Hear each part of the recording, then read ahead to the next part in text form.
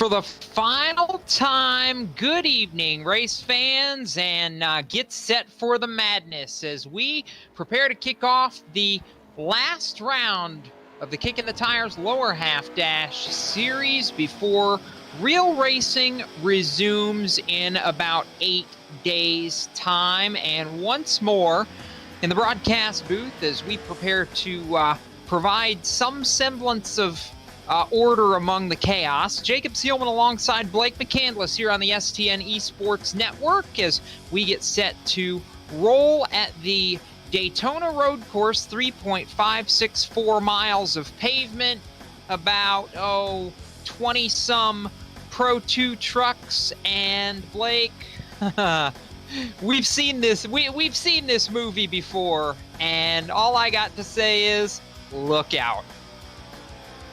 Absolutely, Jacob, and not to mention we've been here before. We've come to Daytona, albeit a little bit of a different configuration than what we were here last time, but I don't think that's going to make much of an impact on the type of action that we see out here today. It's going to be door-to-door action, and these guys, once again, are going to think outside the box and put on a great show for us. That they are. It's a little bit of a shorter field. We had been having this lower half dash series on Friday nights, but with the move of Friday Night Thunder for the eNASCAR set for this week because of the final Pro Invitational race earlier this afternoon at the virtual North Wilkesboro Speedway, we had to get creative and figure out a way to do all this and make it work. We don't have everybody that we've had throughout the process. We have a good portion throughout the process, and it's going to be fun when you consider that we still have Brad Perez, we still have Cody Ware, we still have Bailey Curry, we still have the Kickin' the Tires Brigade led by Jerry Jordan himself, we still have Will Rogers, we still have Ryan Ellis. It's going to be a good show. We know that. Oh, it definitely is, Jacob. And these guys have not only been able to put on good shows in the past, but you think about this is going back to a couple of weeks ago at a road course. We were at Watkins Glen International just a couple weeks ago. Now we move over to Daytona, where you're going to get a mix of both kind of the super speedway racing that we saw about 2 weeks ago, mixed with that road course racing we were treated to 3 weeks ago. These guys going to be wheeling their way through the Daytona road course, which, if you've watched any of the 24 Hours of Daytona races over the last several years, you should be more than familiar with it, but it provides a unique challenge for these guys going through the infield section, and then having to jump onto the oval where, again, draft and these trucks are going to make a big difference.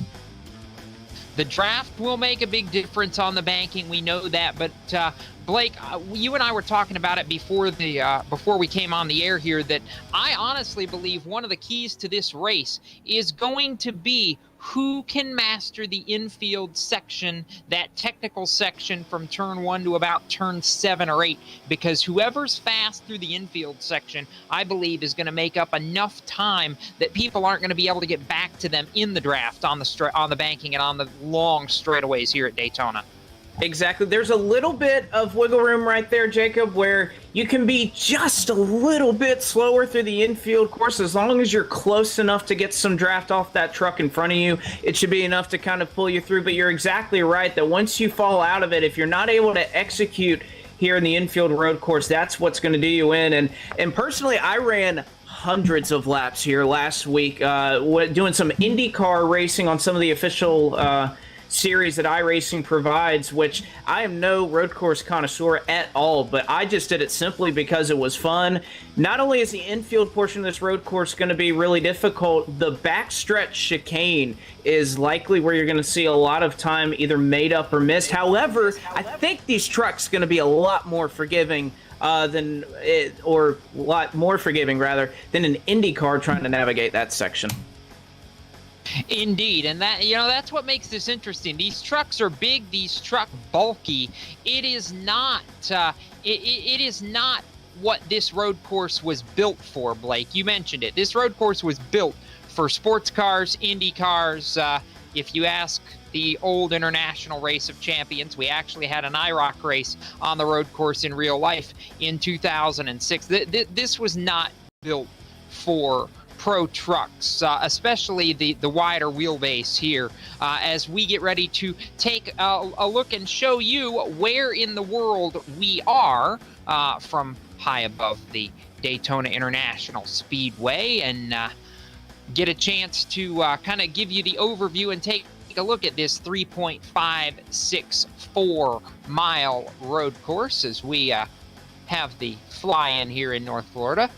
There we are, virtually, as you get a look overhead at the Daytona International Speedway. 12 turns in all, and if you ask a guy like me, you've got that backstretch bus stop chicane, Blake, which can always pose an interesting hazard. But for me, when you're looking at places that I just enjoy, not only from a broadcasting standpoint, but because it gets very, very crazy on this Daytona road course, it's the International Horseshoe, that big sweeping corner in the infield section where things can either go very right or very wrong in an instant.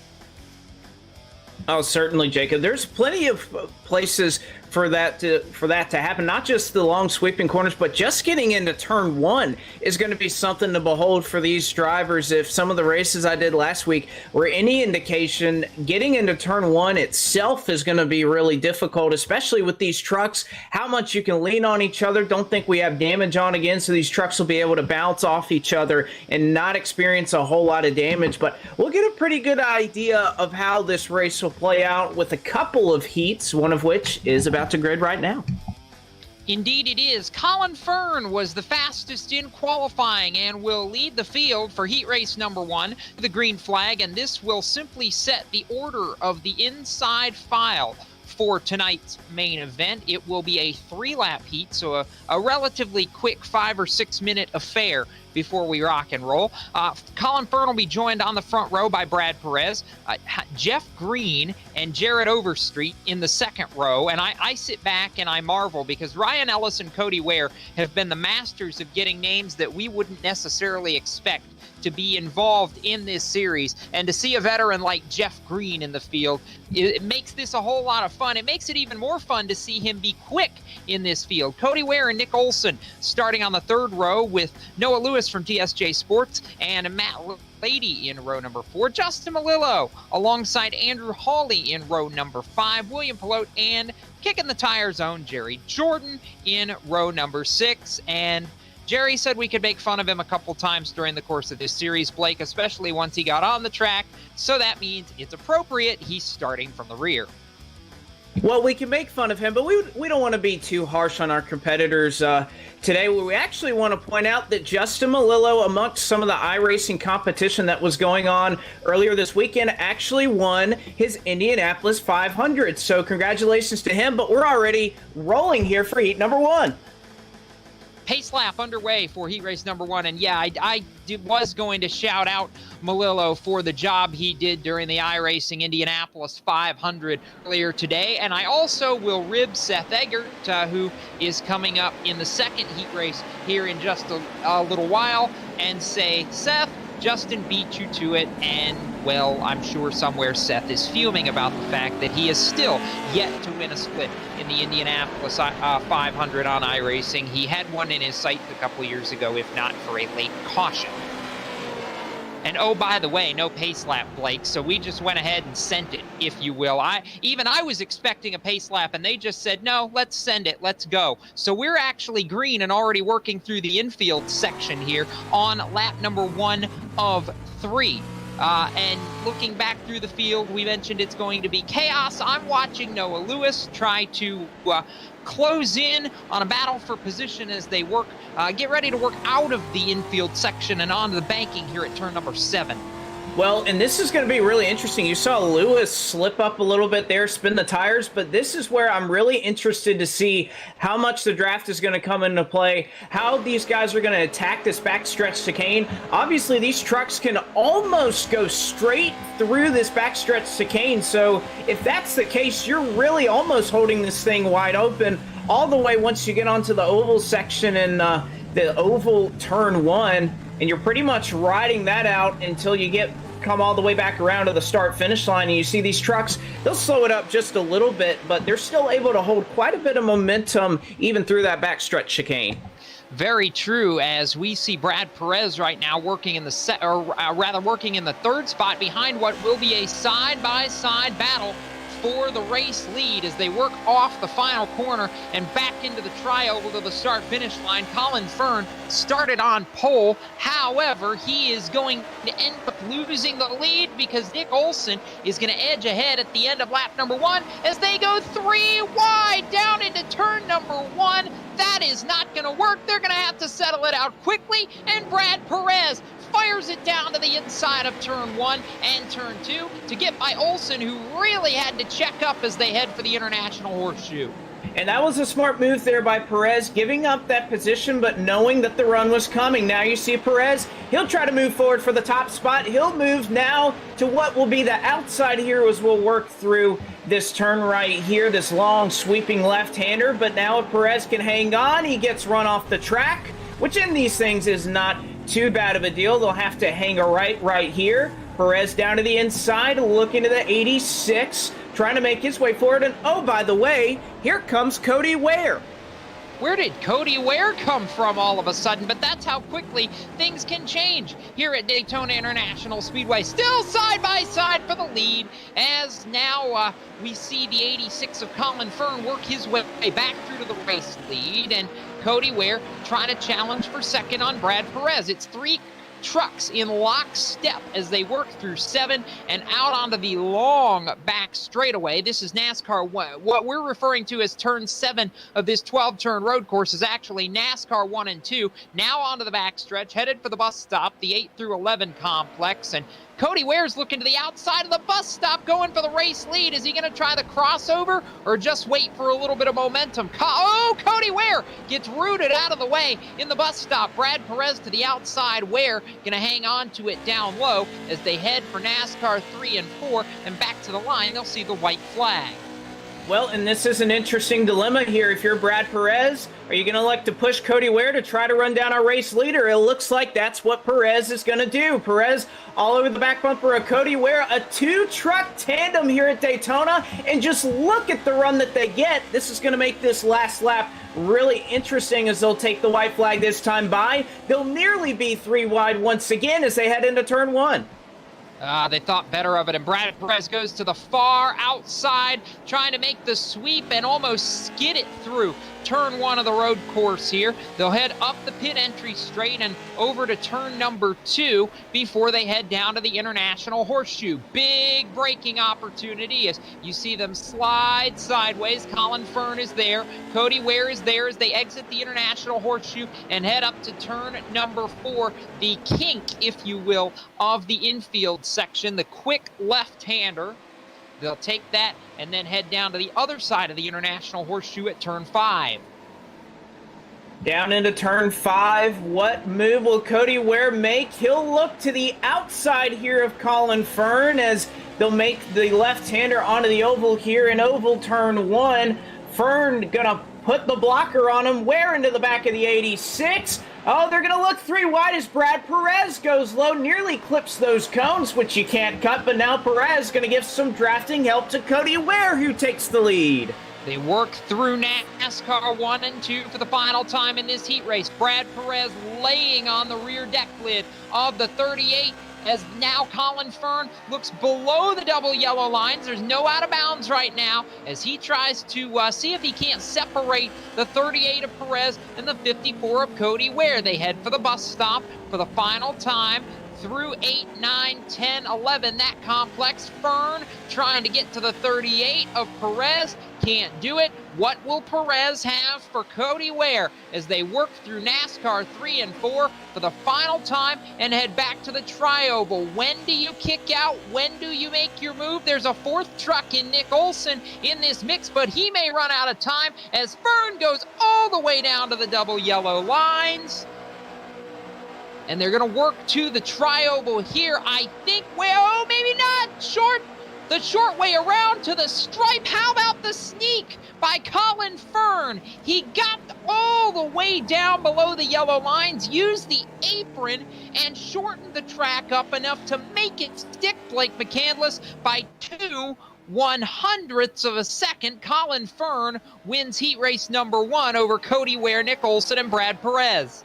And Colin Fern will wave a hand out the window and say, thank you very much, Nick Olson. Without Olson shoved there in the tri-oval, there is no way that Colin Fern gets by and just edges out Cody Ware by a couple of inches here at Daytona. Olson gave him a nice shot. He got into Ware, shoved him up the track, and halted his momentum just enough to be able to push Fern by. So that was pretty crazy, Jacob. We thought that was pretty much a 3-horse battle for the win, and Nick Olson, out of nowhere, pretty much got to pick and choose who he wanted to win that race. Indeed. So Colin Fern wins Heat 1, and this is how the inside file will line up for the main event. Fern, Cody Ware, Nick Olson, Brad Perez, Jeff Green, the top 5. Then it's William Pelote, Matt Lady, Justin Malillo, Jared Overstreet, Andrew Hawley through 10th, with Noah Lewis and Jerry Jordan 11th and 12th.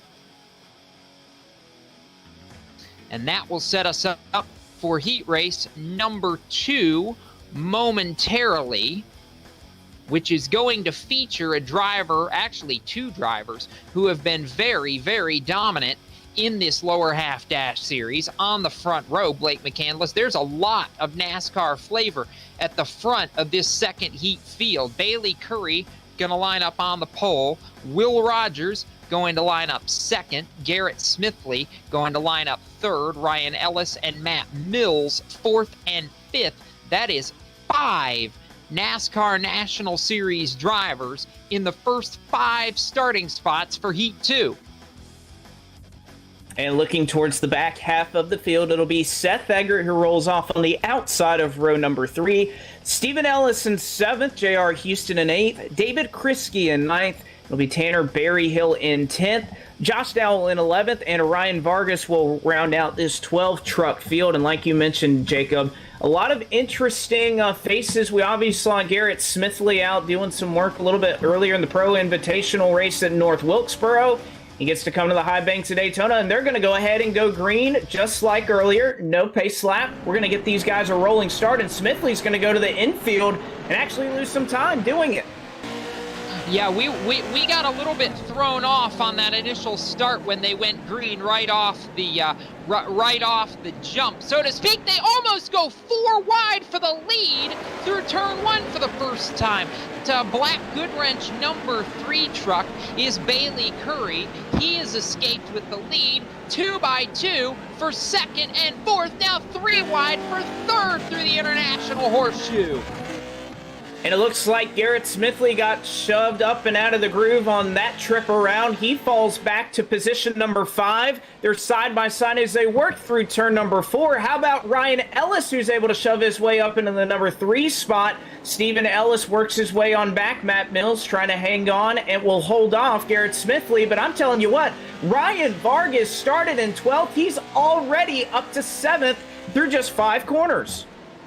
Ryan Vargas, a man on a mission early on as he works with the Cranio Care Bears number 23 entry onto the banking for the first time through NASCAR 1 and 2, and he has almost cut his way halfway through this field very, very quickly. Vargas, of course, the part-time star out of the NASCAR Xfinity Series, who has become quite the competent iRacing promoter during this pandemic, Blake McCandless, because his E-Truck Series Night in America through its first 2 rounds has been very, very impressive, and we're going to have to wait a little bit longer for round 3, Vargas said on Twitter earlier yesterday, but I look forward to seeing it happen when it does, as we now watch the battle with Ryan Ellis, and I believe that's Will Rogers, nose to tail, almost in lockstep formation as they exit turn 4. And Ryan Ellis doing exactly what we saw a little bit earlier, just trying to run down our race leader. He nearly had a second lead. That's all but gone here as they'll work into the stripe to complete lap 1, 2 to go. Ellis is going to give a nice shot to Will Rogers, who takes the top spot. Curry in second, Ellis in third, as Ellis almost to the rear of Bailey Curry. They'll be side by side as they begin to work through the infield section, and Ryan Ellis just looking for the opportunity to pounce. Bailey Curry is really good through this technical infield section as they work through the International Horseshoe, but Curry kicks it sideways and opens the door for Will Rogers to force his way through, move Rogers to the lead in the 65, Curry back to second, and Ryan Ellis sitting there in the Kansas Land Tire Rack number 78. Ellis on the move, and this 3-truck breakaway has really done a good job to work their way clear of Stephen Ellis and Matt Mills in 4th and 5th. Well, they have, and that's going to be something that Mills, Smithley, and Ellis, Stephen Ellis, rather, they have to kind of decide what they're going to do here. Obviously, if they work together and draft a little bit, they're close enough that they could run up on those guys if they get side by side. We've seen the massive runs that these guys are able to get. They're even going on the apron up there in 1 and 2, which I have to believe, Jacob, isn't quite the way you want to get it done, but we'll see it this time. Garrett Smithley going to get to the back of Matt Mills and form the 2-truck tandem that we've seen a couple of times tonight. We have, and they, as you mentioned, the closing rate is absolutely massive when you get hooked up like that. So we'll see what they can do as they kick it down into the bus stop for the first time, or for the second time rather. They'll face the white flag when they get back around as Bailey Curry having to fend off Ryan Ellis at the front of the field. Curry almost with a trunk full of the 78 now, as just ahead of them, Will Rogers was able to escape with the lead for a moment, but here comes that tandem run. Bailey Curry, they go 3 wide for the race lead. Coming to the white flag, Curry has it, Ellis wants it, and Rogers is there. And now Rogers going to look to the bottom to make it a 3-wide move here into turn number 1. Ellis will back out of it. He's going to look for that run. Rogers gets all the way to the top spot. Here comes Curry for the crossover. Ellis still looking for a way around, but they're 2 wide as they head into the International Horseshoe. Final time to turn number 3. This very trick right-hander. They slide through the corner. Ryan Ellis almost makes it 3 wide, and Bailey Curry gets shoved wide. Will Rogers to the lead. Ryan Ellis to second as they work down the long run to the kink. Turn number 4, and then they'll get to turn number 5 and head back towards the banking. But now it's Ryan Ellis trying to find a way around Will Rogers. That's the battle for the lead in turn 5. And now it's a 2-way battle for second as Ellis slips up off the corner, gets into Bailey Curry there on the exit, but Curry's able to get it done. Now here comes the question, how will Curry and Ellis mount a charge over Will Rogers, who's simply powerless in this situation despite having, let's call it about 6 or 7 truck lengths of a lead right here. Curry and Ellis have to work together to get up there, but obviously they want a piece of second, they want a piece of first as well. They're going to have to work together as they work in the back straightaway, and if the run's going to come, it's going to come, I believe, in turns 3 and 4, although Bailey Curry getting it wound up right now. I almost think he's going to have to drag the brake just a touch as Will Rogers scrapes the outside wall, and Curry is coming. It's down to 3 truck lengths. It's down to 2.5 truck lengths as they exit the bus stop for the final time. If he's going to get the run, it's going to have to be now, but Curry made a mistake, and Ryan Ellis is right there. Actually, they've traded positions as they work off of turn number 4 and back towards the stripe. Here they come. I believe that Will Rogers has caught himself a break and is going to hold on as they come to the stripe, and Will Rogers is going to collect the checkered flag. He will win heat race number 2 and start from the outside pole as well. This is what happens when we don't have damage. We can turn them over after the checkered flag, and Rogers wins heat 2, goes barrel rolling off a love tap from Ryan Ellis, and it's all in good fun because we'll just reset and get ready for the main event. Obviously, not quite like Christopher Bell rolling down here on the front straightaway. I was actually at that race. The first race I ever saw at Daytona was that truck race that Friday night before the 2016 Daytona 500. The way they finish heat race number 2 is Will Rogers over Ryan Ellis and Bailey Curry. Garrett Smithley ends 4th and Matt Mills 5th. Ryan Vargas finishes 6th. Stephen Ellis is 7th. 8th to Seth Eggert. Tanner Berryhill, the opening round winner at Eldora, is 9th. David Kriske is 10th. Josh Dowell 11th and J.R. Houston in 12th. We'll now quickly take you through our main event starting grid. Colin Fern and Will Rogers, row 1. Cody Ware, Ryan Ellis in row 2. Nick Olson and Bailey Curry in row number 3. Brad Perez, Garrett Smithley in row 4. With Jeff Green and Matt Mills in row 5. William Pelote and Ryan Vargas in the 6th row. Matt Lady and Stephen Ellis in row 7. Justin Malillo starting 15th he's alongside Seth Eggert, and we are going to go ahead and go green. Jared Overstreet, Tanner Berryhill, Noah Lewis, David Kriske, Andrew Hawley, Josh Dowell, Jerry Jordan, J.R. Houston, the remainder of the field. Green is out the run down to turn 1, and it's Colin Fern on the early advantage as everybody scatters 2 and almost 3 wide at times. And it was Ellis who got shoved out of the groove that time as he gets shuffled back a couple of spots now. But there is still a hornet's nest back there for second. Nick Olson will get a couple of shots there blocking. They're 4, almost 5 wide as they exit off of turn number 3.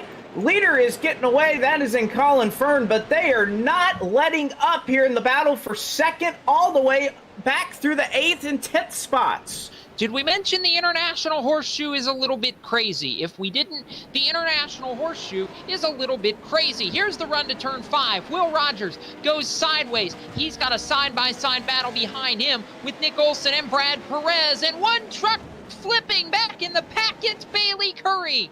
Bailey Curry goes up and over, who started in the 6th position, and that good wrench number 3, the black truck, upside down and gets pile driven by one truck from the back. I think that was Jerry Jordan late on the scene, and he'll actually get Bailey Curry on all 4 wheels once again. But meanwhile, up front, the leader, Colin Fern, has absolutely driven off the reservation.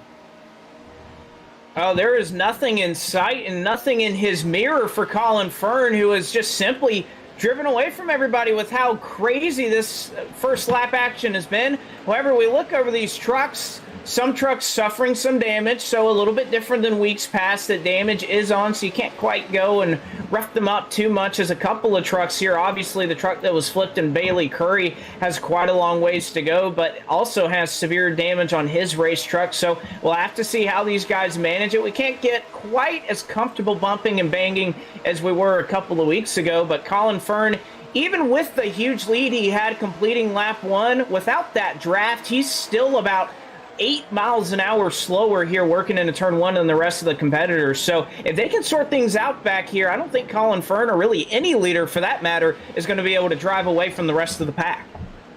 And that's what's going to make this tremendously entertaining. He had a 2.2 second lead over Will Rogers at the conclusion of lap number 1. For anybody that's wondering, we are going 30 laps in this main event, so there is a lot of time to get something done. This will be, by the time it's over, Blake, a little bit more than an hour's worth of feature duration, I should say, as Will Rogers is trying to fend off a hard-charging Nick Olson. We go on board with driver number 26 as Olson trying to take the spot away from the 65 of Rogers.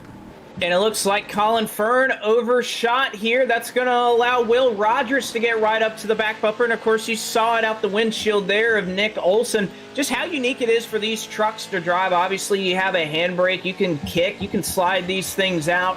And, obviously, you're not going to lose a whole lot of grip in these things. These are the Pro 2 lights, so not quite the Pro 4s that we saw a little bit earlier used at Watkins Glen International. Means that it'll be a little bit easier to navigate these corners, but here we go. Battle for the lead starting to brew between Colin Fern and Will Rogers. Yeah, last time by, didn't we say that Colin Fern had a 2.5 second lead? That's evaporated in the span of about the last 90 seconds. Contact from Rogers to the back bumper of the 86 of Colin Fern. It's about to be a 4-truck race for the lead.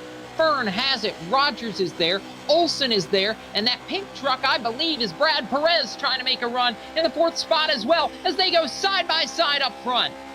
And now who is Olson going to push? He looks to go with Colin Fern for the time being. They'll be side by side at the stripe. Now he gives some draft to Rogers, trying to keep them even in front of them as they'll bang their doors a couple of times. And as you mentioned, Jacob, this is lap 3 of 30. We have a long And I mean a long way to go. So as much as these guys want to get out here, have a good time, try and grab the race lead, you have to be thinking that there is a lot left in this race. And the last thing you want to do, aside from getting in a wreck, especially is getting flipped over, having to potentially call that a vicious tow truck that's pretty much going to put you a lap down with how long it would take to take the tow back to pit road. So as much as you want to lean on these guys, as much as you want to have fun out here, which is what we're all here to do, the last thing you want to do, and what's pretty much a death wish in this truck, is getting those four wheels off the racetrack and having to rely on a tow truck to come call you.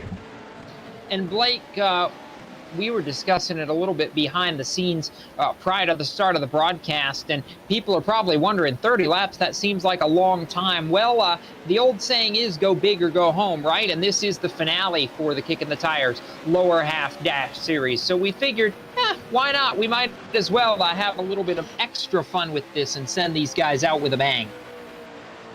Oh, certainly, and of course, you know, we've had shows that are different lengths, but it's nice to see these guys that did want to come out here for the final race. About 24 people who ended up taking the green flag in this one.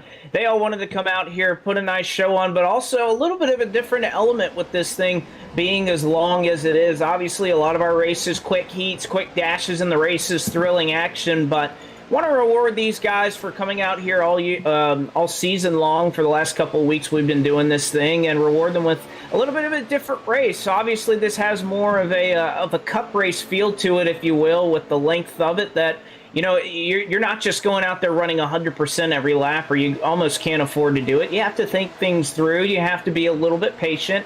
And again, this is a marathon, so you have to be there at the end to have a chance.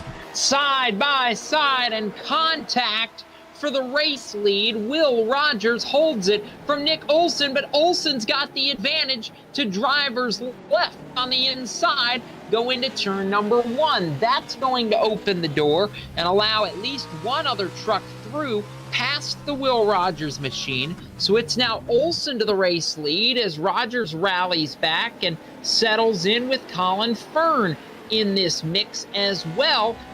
We had 4 trucks within about 3 truck lengths of one another at the stripe the last time by. So this has been mightily entertaining, and we watched, Nick Olson slides wide all the way through the grass, and he got to the wrong side of those cones, and that is not where you want to be, Blake, and he may have to give up a little bit of time here. He may have to, which of course that's the way iRacing will generally score these penalties for cutting the course, which for these trucks with how slow they go compared to a lot of the cars you'll see running at this road course, if you do cut the course, the penalty or the time penalty not as harsh, because you can be going as they are right now and still be giving back time according to the sim, just because again this sim is used to having the cars that you were talking about pre-race running on this track, not the Pro 2 Lights Lucas Oil off-road racing trucks. So it looks like Nick Olson, he'll surrender that second spot right now. Will Rogers will move on by, but again, they're still all chasing race leader in Will Rogers with about 4 trucks who have made up this lead pack, but don't count Cody Ware too far out of it yet, running back there in the 5th spot. You mentioned it's a marathon. We're only 4 laps in to a 30-lap grind here at the Daytona International Speedway road course. It was Will Rogers leading it last time by as we work towards the conclusion of lap number 4 and go on board with Ryan Ellis out of the NASCAR Xfinity Series, and a mighty talented PR manager in his own right in the NASCAR Cup Series as well. Has worked with Go Fast Racing for the last couple of years. Corey LaJoy and the 32 team this season. So starting lap number 5, it's now Nick Olson, who was side-by-side with Will Rogers at the start-finish line, Blake. They've done that for a couple of laps now, but this is the first lap Olson has led. He only did it by 2 1/1000ths of a second. Well, he led it, but of course Will Rogers took it right back. He's up in the top spot right now with Perez in 2nd and Olson all the way back in 3rd. And a bit of an interesting situation, I'm sure, with Ryan Ellis, of course, being the PR man for Corey LaJoy a little bit earlier today, who had the misfortune of his brake pedal braking in the middle of a race at North Wilkesboro, and of course you'd want your brake pedal tonight here at a road course, Jacob, but I can't think of perhaps a worse place to have that happen than that pesky old short track in North Wilkesboro. You are not wrong about that, where you're going downhill on one straightaway and uphill on another straightaway. 4 laps are completed. We have already had 2 lead changes in this race, and we watch Will Rogers go just ahead of Brad Perez, and the Nick Olson truck is back there as well. So it's Rogers and Perez now first and second. Perez trying to run down the back end of the 65 to perhaps challenge for the race lead. So it'll be 5 laps complete when they get back to the line. Still a long way to go, Blake, and that's the thing that sticks out to me. Everybody's trying to settle in right now because we do, and yeah, I'll admit it's hard to lead with how big the runs are, how big the draft is, but eventually I feel like we're going to see everybody start to settle in a little bit, because you've got to just log some laps at some point, don't you?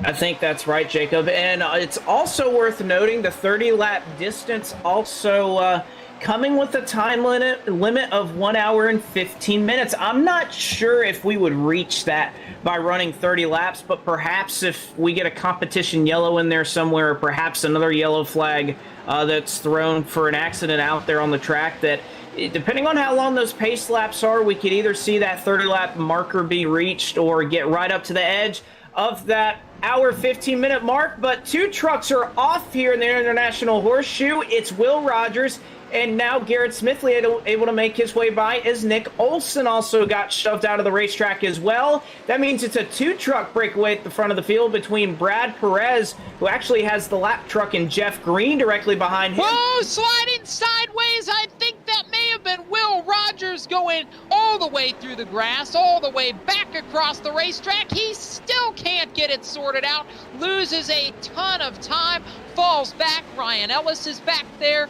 Nick Olson is back there. That was a massive save for the 65 of Will Rogers. We're going to get a look at the replay momentarily and watch this. Through the corner, Rogers through the grass, Blake McCandless, and I thought sure he was headed for some sort of a wall or a barrier. He got started, and Nick Olson had some help, got shoved into the back of him by Colin Fern. Rogers tried to get it going again, and then everybody's coming through, and I think he may have gotten tagged a second time just trying to hold on to it. Oh, he didn't get tagged. He looked at the 86 who caused that checkup, and he said, guess what you can do? I can try to do it better. As he gave a nice little shot right there to Colin Fern to let him know he wasn't happy. Unfortunately, though, there's a racetrack that he had to stay on. He did a great job here of not spinning the truck out completely. He's still going to be able to catch the rest of this pack because of the draft, but that was a little bit of a message, I would say, there to Colin Fern, who got into the back of Olson, who, by virtue of that, got into the back of Will Rogers there in turn 2. Well, so Will Rogers will go from the race lead down to 7th place. And to me, what's amazing is despite all that slipping and sliding and mass chaos, he is only 3.3 seconds, Blake McCandless, behind the race leader. Yeah, he has not necessarily lost a lot of time. Again, he's got Ryan Ellis, Cody Ware, a couple of trucks directly in front of him, so he's pretty much caught the entirety of this lead pack. So that's the wonderful thing about Daytona. You can even drive way off course like Will Rogers, but as long as you just stay close enough that you can catch that draft by the time you get onto the big 2.5-mile oval that is the Daytona International Speedway, you can make up some ground here. So now there's a big gaggle of trucks right here. This is the battle for 4th side by side between Cody Ware and Colin Fern. Cody Ware, Colin Fern, this is a battle inside the top 5. Blake, once again, those top 5 or 7 trucks have broken away from 8th running Seth Eckert, who had to start 16th and come through the field. by almost 9 full seconds now. It's Will Rogers on up, so the top 7 kind of trying to settle it amongst themselves, and there are 5 well-known NASCAR names in that mix, along with 2 drivers who have a ton of sim experience. Brad Perez led the party last time around. He and Nick Olson are the 2 sim experienced drivers. You've got Garrett Smithley out of the NASCAR Cup Series, Colin Fern, NASCAR Xfinity Series PR guy, Cody Ware, NASCAR Cup Series, and, well, IMSA Sports Cars now, too. Ryan Ellis, NASCAR Xfinity Series, and Will Rogers, ARCA Menards Series West and NASCAR Xfinity Series. So there's a lot of experience, and there we see the pink truck of Brad Perez, the 38, ducking all the way down the short lane, and a couple of them, Perez included, headed for pit road here on lap number 7. And this is where things are going to get really interesting, Jacob, because you talk about whether these guys are going to take tires or not, how many tires they're going to take, because this isn't your typical, oh, let's pull into our pit stall and get a 13-second NASCAR pit stop. This is a little bit different. These guys have unlimited fast repairs, so they're going to be able to jump in and fix any of the damage they got on their truck that they carried throughout that last run. But this is where it's going to get interesting on where these trucks, how these trucks take tires throughout the race, how much fuel they add. As you mentioned, I think this is the part where these guys are going to run out of fuel. So this is going to be interesting. These guys are going to have to pit about 2 more times through this race, and it looks like it's going to be around lap 7, lap 8 for the rest of the trucks that ended up staying out. But it looks like Brad Perez, he got off of pit road pretty quickly, along with Garrett Smithley and Nick Olson. They're able to get away. Perez, Smithley, and Olson were 3 of the top coming to pit road, and by the time it all cycles out, they may well be 3 of the top 4 yet again. This has been entertaining, and we'll wait to give you the full field rundown for at least another lap or so before everything cycles out. How about a call to David Kriske, meanwhile, who sits there in that Sunny D Oscar Mayer entry. Kriske right now in the what was the 10th position last time by, but he's going to be racing with some of the legends of the sport, or at least some of the, as they call it, legends you might not know but probably should, I believe is the term that I heard once, Blake. And a lot of these drivers really trying to make a name for themselves that also run at the top level of the sport. Oh, no doubt about it. This has been a proving ground for a lot of different drivers. You talk about some of the opportunities that some of these guys, including Garrett Smithley, have had in the invitational races that have run on Sundays. He's able to run with these Cup guys and obviously go out on equal equipment and what have you and do something where he feels like he has the edge. And he's not the only one. Guys like Timmy Hill have really taken advantage of iRacing and what it's been able to offer them and offer their teams, their sponsors. It's been overwhelmingly positive for those guys to get that recognition that they may not have necessarily gotten in real life, but because of their skill in the sim, they were able to showcase that, hey, this may be a sim, but I can still get it done. And hopefully, you never know. I think we're only just now at the beginning of being able to see what the benefits are long term for the guys who were really able to wheel it in the sim over these last couple of weeks. We see a couple more trucks trailing to pit lane as Will Rogers and Ryan Ellis are hooked up in the draft and trying to run down Nick Olson to make a pass for position. Olson gets shoved wide. Will Rogers to the inside of Ryan Ellis. Will Rogers takes the spot, so move Rogers all the way up to 3rd with Perez out front. out front by 1.2 seconds over Garrett Smithley. It's 2 seconds back to Rogers in 3rd. You know, not too unfamiliar for a lot of people to perhaps see Brad Perez up there. Has done a fair bit of Miata racing in his time. Native of Florida, so nice to come out here. The Daytona International Speedway put on a good show right now and a good showing, especially here on the road course. Obviously a very capable road course driver is Brad Perez, as we saw him have a strong run a couple of weeks ago at Watkins Glen International. But again, he's got a very hungry and capable driver in Garrett Smithley, who has not only reached 2nd, Jacob, but has built quite a gap between him and Will Rogers after they got off of pit road. That they have as we work lap number 9 of 30, and kind of settle in a little bit here after the first round of pit stops. Garrett Smithley going to try and close in rather on race leader Brad Perez. It's Perez, Smithley, Nick Olson, Ryan Ellis, Will Rogers, the top 5, followed by Cody Ware, David Kriske, Colin Fern, Ryan Vargas, and Seth Eggert now in the 10th position. And with that, we're going to see if we can't step aside for a brief moment. When we return, we will have much more action here on the STN Esports Network. It's the final round of the Kickin' the Tires Lower Half Dash Series, and we roll on from the Daytona International Speedway right after this.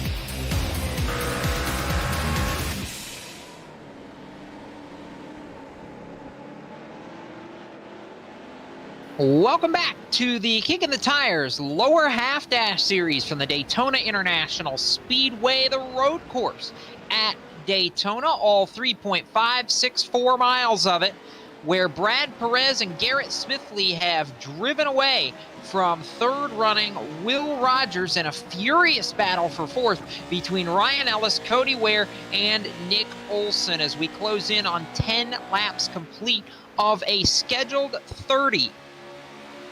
Jacob Seelman and Blake McCandless in the broadcast booth tonight as we continue to roll forward. And there is Brad Perez with a trunk full of Garrett Smithley as they head for the bus stop, Blake. And they've tried to work away from Will Rogers, but Rogers not let neither of those two get too far. In fact, he was about a half-tenth quicker than both of the leading duo last time by. Well, and Rogers doing exactly what he needs to do to stay in tow with those leaders. And I think Will Rogers is going to get some help here because of that battle going on for fourth, where you have 3 trucks all pushing each other, not racing too hard right now, but they're just trying to draft with each other and eventually catch up to the leaders. So I think Will Rogers eventually going to make this pack a 4-car pack, but we have a caution that is thrown out over the speedway. So first caution flag of the evening, and I believe, Jacob, this is just a caution to get these guys bunched back up, because as I scroll through the replay here, don't think I see anything that would have warranted a caution flag coming out. I would lay odds on this being a competition yellow if I had to guess. I think you're right there, Jacob. Competition yellow is what we'll deem it unofficially for now, but I think we can get confirmation of that in relatively short order. So competition yellow here on what is now lap number 12 of, again, a scheduled distance of 30 to go in this one. And I think, like you said, Jacob, this was just a feeling out process, but now all those guys that had kind of separated off after they lost the draft and got driven away from, guys like Ryan Vargas, Seth Eggert, they're going to have the opportunity here when they bunch things back up to come down pit and potentially try to make their way up front. You also have to talk about fuel strategy that may come into play here. Some of these guys elect to stay out for a lap or two here, gain some track position, and still try to come down pit road, because I think this may set something up that's very interesting, whether you can make it on 1 or 2 stops here for the remainder of the race. I think, based on everybody pitting about lap 9, I think you can make it on 1 more stop from here. It would stand to reason, Blake, and my math skills aren't perfect, but I would say this yellow probably timed pretty well for everybody to be able to make it on 1 more pit stop from this point. We'll have to see. It was around lap 8, lap 9 that you saw some drivers coming in, so it could be a little bit close if these drivers aren't able to split it down the middle. And of course, if you go one lap too far, there's not a lot of runoff room or a whole lot of coasting that you can do here at Daytona in these trucks to be able to make up for it. So the one thing you can't do for sure is go a lap too long. So it'll be interesting to see if these guys are able to split this down the middle, or heck, we may get another competition yellow here because obviously we completed 10 laps and still have about 20 to go in this one. So could be seeing another one here at lap 21. Once we complete 20 laps. So a couple different ways this could go, but nevertheless, Brad Perez right now holds the race lead. He does over Garrett Smithley, Will Rogers, Ryan Ellis, and Cody Ware. Nick Olson sits 6th. Colin Fern is 7th. Ryan Vargas is sitting in the 8th spot. Seth Eggert is 9th. And William Pelote completes the top 10 as it sits. Matt Lady is 11th, Jared Overstreet 12th, Matt Mills 13th, Noah Lewis is 14th, Tanner Berryhill 15th, David Kriske is 16th, Justin Malillo sits 17th, Bailey Curry is 18th, 19th to Andrew Hawley, Jeff Green is 20th, Stephen Ellis, Jerry Jordan, Josh Dowell, the rest of the field. As everybody heads down pit road, Blake McCandless, it is feeding time at the zoo. It is, and like we saw earlier, what's going to be the strategy here? We've seen throughout the last couple of weeks that we've been here as Brad Perez overshoots his pit stall getting in. That may cost him the race lead when they come out of this thing, but this is where a lot of guys have made up track position. We've seen guys like Nick Olson take advantage of these competition yellows and try to make up some track position with it, but it seems like for now, not too many people playing that card. It's going to be Will Rogers who leaves pit road as the race leader. Garrett Smithley directly behind him maintains his spot in 2nd. Cody Ware, Brad Perez, and Ryan Ellis will be the first 5 off of pit lane. And a lengthy stop for Colin Fern, the pole sitter, who was 7th coming on to pit road and now will fall almost to the tail end of the lead lap, Blake McCandless.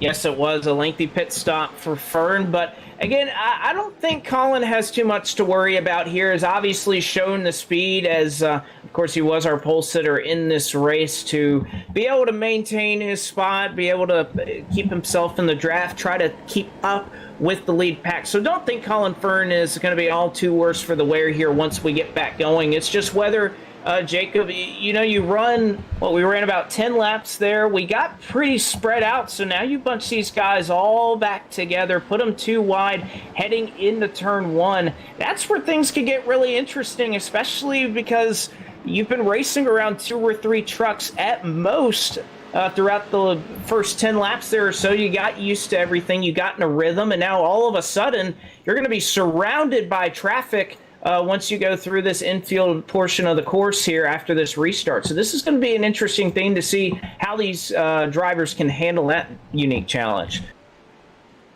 That it will, and we'll reset the field once they come back across the start-finish line. Lights remain on the iRacing safety car, which means we'll go at least one more pace lap under the yellow flag, but it looks like it will be Will Rogers and Garrett Smithley who are the first 2 when they come back to the green flag. So this is going to be fun to watch. And Blake, the biggest thing that I'm noticing here is we are working lap number 12, and right now we're only 25 minutes in, but if we don't go back green before long, we may hit that time limit of 1 hour and 15 minutes before we get through. You're exactly right, Jacob. That's something that I was just looking at along with you. So I guess great minds think alike in that sense. But it's we're good for now. Yeah, exactly. We're good for now. But if another yellow flag comes out with how long these pace laps are, because you have to think we ran about. We'll look at Will Rogers. He ran to the 3-minute 20-second lap that last time by with a little bit of running under the green flag. So with the lap times that these guys are going to run right here under yellow on lap 12, and then about another about a 4.5-minute lap what I would think under lap 13. If we have another yellow flag, I doubt that we're going to have enough time to complete all 30 laps within the time window. So that's going to be interesting to see if these drivers are going to be able to handle that. Lights to go off on the pace car. It's about 3.5 minutes or just over that we ran under caution flag that last time by. So we'll run another 3.5 or so here, but we're going to be awfully close here once we approach halfway of being roughly halfway through that time limit. And I think the biggest thing, the biggest thing to note as Colin Fern came back to pit road just now is that's a 3.5-minute pace lap, including about 35 seconds on pit road as well, Blake. So that certainly can skew that lap time just a little bit with that 20 or 30 seconds you're stopped on pit road. And that can play into it as well. Depending on where your pit stall was, which I'm pretty sure with the field we have here, just about everybody's pit stall was ahead of that, was ahead of the start-finish line, but still going to be roughly about a 3-minute and 15-second lap. But of course, we'll keep our eyes on that, and we'll let you know what we see there. If our calculators are going to start flashing the warning signs that we may not get to lap 30 by the time this thing ends. It's something these drivers will be well aware of, and obviously if a situation were to happen where the white flag would be displayed before lap 30, these drivers would be aware of that, and I don't think it would affect the strategy too much there, Jacob. No, it's going to be close as it is. You may just be talking about potentially 1 or maybe 2 less laps. I don't think it's going to really change the strategy all that much, because you've got to figure whether you're racing to lap 28 or you're racing to lap 30. Once you make that final pit stop, you want to put yourself in position to be as close to the front of the field as possible. So whether you have a lap or 2 extra to try and make a move is pretty much irrelevant at that point. Yeah, I think you're right. These guys will be, especially in the lead pack, likely be bunched up anyway. They'll know well beforehand what it's going to shape out to be. So I think any decision like that, they're going to know well ahead of time whether that time is going to run out and what that last lap is going to be. And like you said, Jacob, it may change it by a lap or 2, but it's not going to be anything that's drastically different than what our scheduled distance was tonight.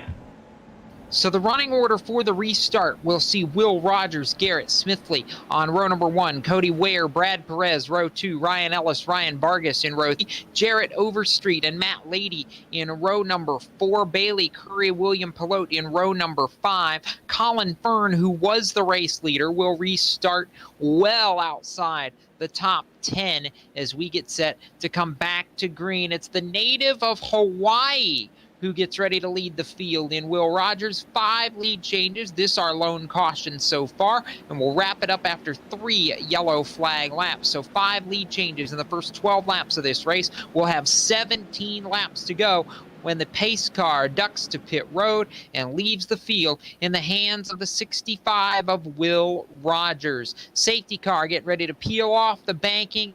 It will do so, and Rogers will get ready to stomp on the loud pedal.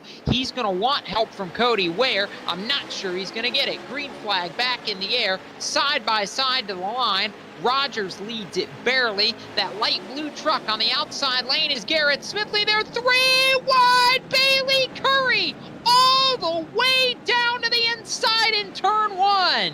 And Bailey Curry restarted back in the 9th spot and has worked his way up to 2nd in just 2 turns. How about that for a rebound back to the front of the field after getting flipped a little bit earlier? Curry up to 2nd, and now Garrett Smithley looking to hang on to that spot that he restarted with. It's still pretty scattered back here for around position number 6, with Matt Mills starting to come into the picture. That was a ripper restart for Bailey Curry. 9th to 3rd, thinking about 2nd.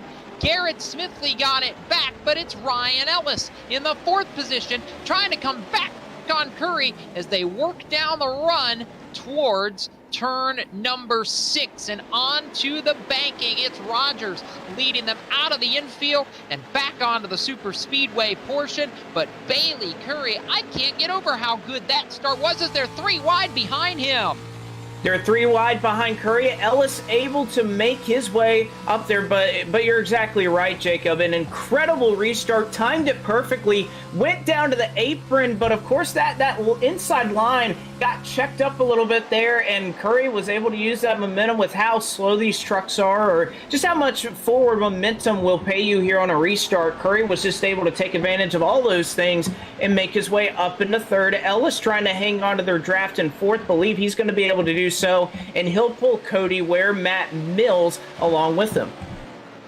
Matt Mills is somebody we've not really talked about, but he's had a very impressive run so far as we approach 14 laps complete, and at least based on the time that we've seen the last couple of laps, or green flag laps rather, Blake, I think we are going to be okay as long as we don't have another caution. Side by side for P2 at the stripe between Bailey Curry and Garrett Smithley. Curry going to go to the outside, 3 wide for the race lead as Will Rogers goes wide. Curry is there. Smithley is there. Curry to driver's right. Smithley back to driver's left. They're side by side headed up to the International Horseshoe, and Bailey Curry in a lap and change has gone back to the race lead from 9th place. And now Will Rogers trying to claim back the lead once again. It'll be side by side between he and Bailey Curry, who gets a nose out front, clears himself off the nose of Will Rogers as they work it here into turn number 5. What's Rogers going to do? He'll dive it down to the inside, puts his door to that Goodwrench number 3 machine, and now here comes Garrett Smithley as they battle it out. Rogers up to the top spot for now. Smithley now looking to get back into second. That's the run off of turn number 5 as they work to turn 6. And on the banking, Rogers slides wide again, opens the door. Curry puts a door to him. They go side by side as they work back onto the banking. 2 trucks battle for the race lead. 1 in Goodwrench colors, 1 in Toyota colors. Bailey Curry to the inside. Will Rogers, to the outside. Garrett Smithley back there in the 3rd spot. Who does he go with, or does he try to pass them both? And Ryan Ellis is there in 4th as it's 3 trucks nose to tail on the inside. And Rogers gets fenced. And Rogers will get a shot from Ryan Ellis as they went through the backstretch chicane. Don't think Rogers quite made that corner, Jacob. Again, he may be assessed a penalty here, but I don't think that time is going to be something he'll have to think too much about. Even if he does surrender this second position willingly, he's going to be able to keep up A-OK. But that was a product of Ryan Ellis, who had all that momentum, all that draft, and really had nowhere to go for it. They had a 3-truck train rolling there on the bottom side. Now Ellis going to go back to the bumper of Will Rogers as he's going to try to push hhim forward to make this a 2x2 battle for the lead. At the stripe, it's Curry. Now Ellis has been caught by Matt Mills and Cody Ware into the picture. 7-truck battle for the lead, and Will Rogers up the middle. Now Smithley shooting the gap on the bottom. Garrett Smithley takes it 3 wide to the lead as Will Rogers and Bailey Curry leaning on one another for the runner-up spot. They go door to door. Curry gets shuffled. Ryan Ellis muscles his way through. Cody Ware is there. Where did the 5 of Matt Mill, or the 5 of William Pelote and the 21 of Matt Mills come from? It is now 7 trucks through the horseshoe to the kink in turn 4. It is 7 trucks and maybe growing in this fight for the race lead. And it's going to keep growing because of how hard they're battling. Now Ryan Ellis is able to clear Rogers for position number 2. And now here comes Cody Ware with the nose to the outside. He and Rogers will lean each other. Rogers will dive it in deep, looking to get there on Ellis. Ware will get a shot. They'll make it 3 wide. They'll bounce out off each other. And Rogers, can he save it?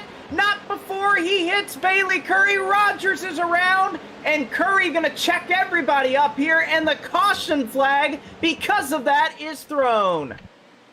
Big scramble as we approach the halfway point, and that was absolute madness coming out of turn 6 and onto the banking.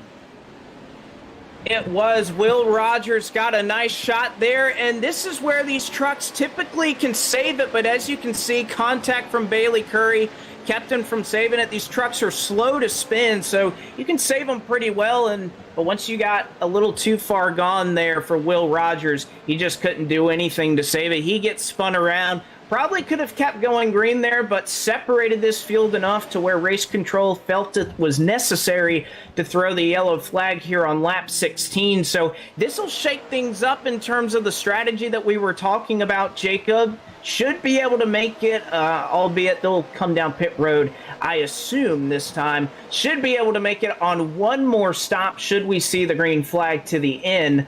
But nevertheless, we're going to get stacked up back again with many of our same players that were just up front. They're going to be duking it out again.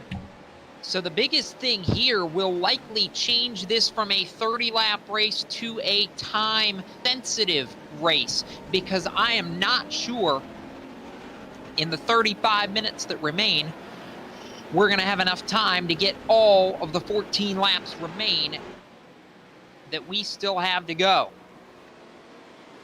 Yeah, I don't know if we're going to be able to get all that time added back up and run under completion here. It's going to be close for sure. Obviously, 75 laps in, so you think splitting that up into halves, so it's about 37 and a half minutes. We're a little bit past that right now, but we're also a little bit past the halfway marker of this race, now working lap 17. So it's certainly now something we're going to have to keep our eye on, because it's going to be pretty close to whether we reach a full 30 in that time span. But again, if we don't, maybe we're cutting it short to lap 29. So it's not going to be a drastic change as to, it's not going to influence the outcome that much, Jacob.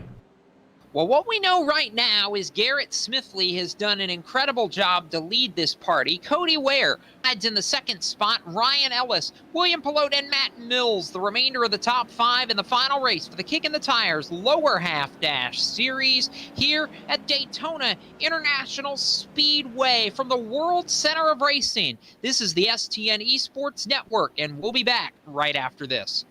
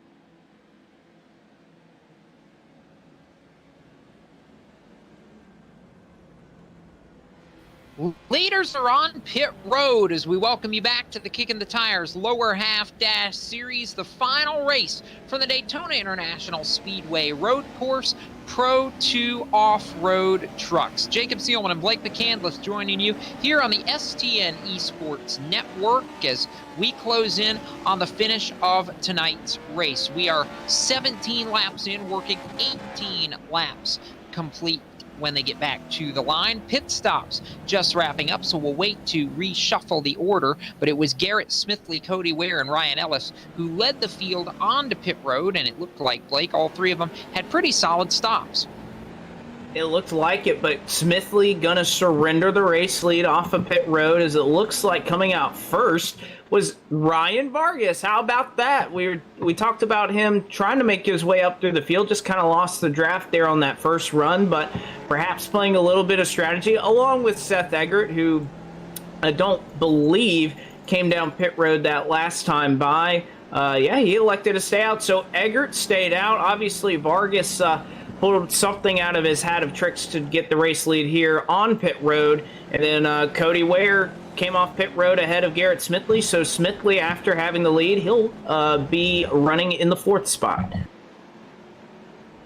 Interesting, and good to see Ryan Vargas up towards the front of the field, Blake. And I don't know that we've had a lot of time to really be able to decompress and analyze or appreciate everything over the course of this Kickin' the Tires lower half dash series. But as tonight is the finale, it gives us a chance to sit back and relax a little bit. What are some of the takeaways for you that you've had over the course of these races here on Fridays, or in this case, Saturday night?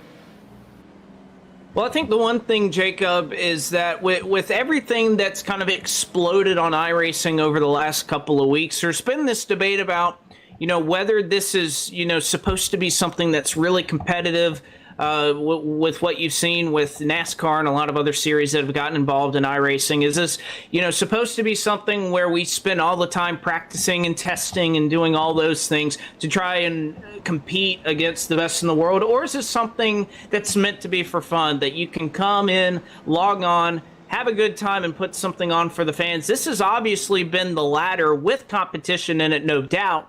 But this has been something that I think these guys have appreciated over the course of the last few weeks, especially with all that's been going on and how competitive some of the stuff has gotten. I think this has been a nice little breather to these guys every Friday, or what is now Saturday night, at least for this week, to be able to come out, not worry about practicing, come run something that is just so far off the wall. It's different, but nevertheless can still put on the same great show that we've been seeing the last couple of weekends in the competitive side of things.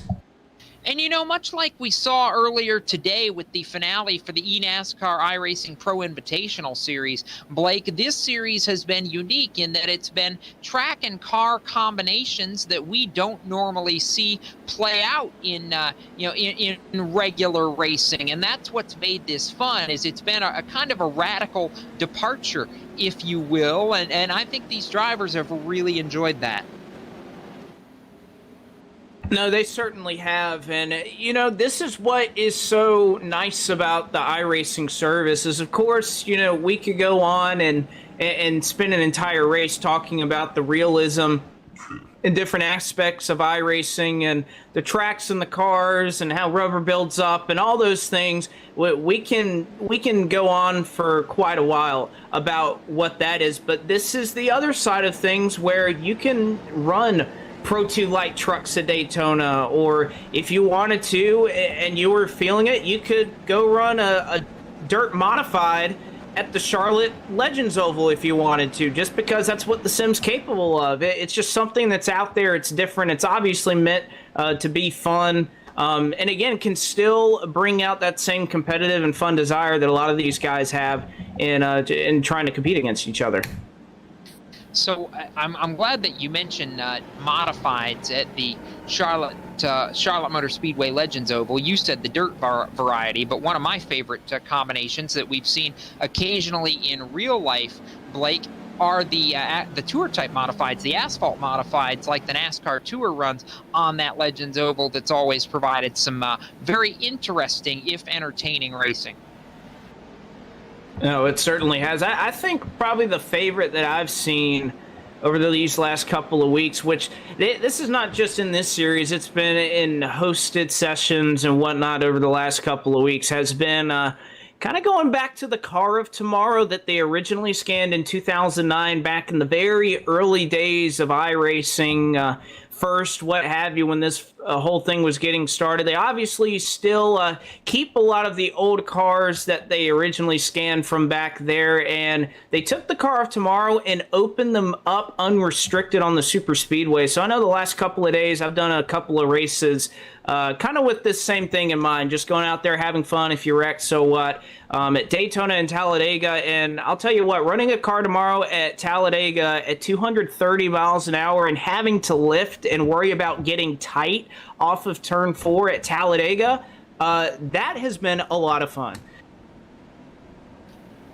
Unrestricted cup cars, things that we can talk about, kind of like things that we can talk about, because when we watching the Fox broadcast of the Pro Invitational finale earlier, we're going to get some unrestricted cup cars, just not the Car of Tomorrow version. Instead, it'll be the 1987 version of the Chevrolet Monte Carlo and the Ford Thunderbird, Blake, which I'm looking forward to when we get North Wilkesboro next month, in large part because that's the same Ford Thunderbird that Bill Elliott went 212 miles an hour and change at average at Talladega Superspeedway en route to the all-time speed record in NASCAR at that 2.66 mile racetrack. You think you think the car of tomorrow unrestricted at Daytona and Talladega is fun? Wait till you get that thing. It's going to be a bullet, and as Ryan Ellis said, I'm going to be disappointed if it doesn't go 230 by itself. Well, I'm going to be disappointed if we have power steering. I want Logitech and Fanatec and all these companies to get calls without power steering of guys ripping their wheels off their desks,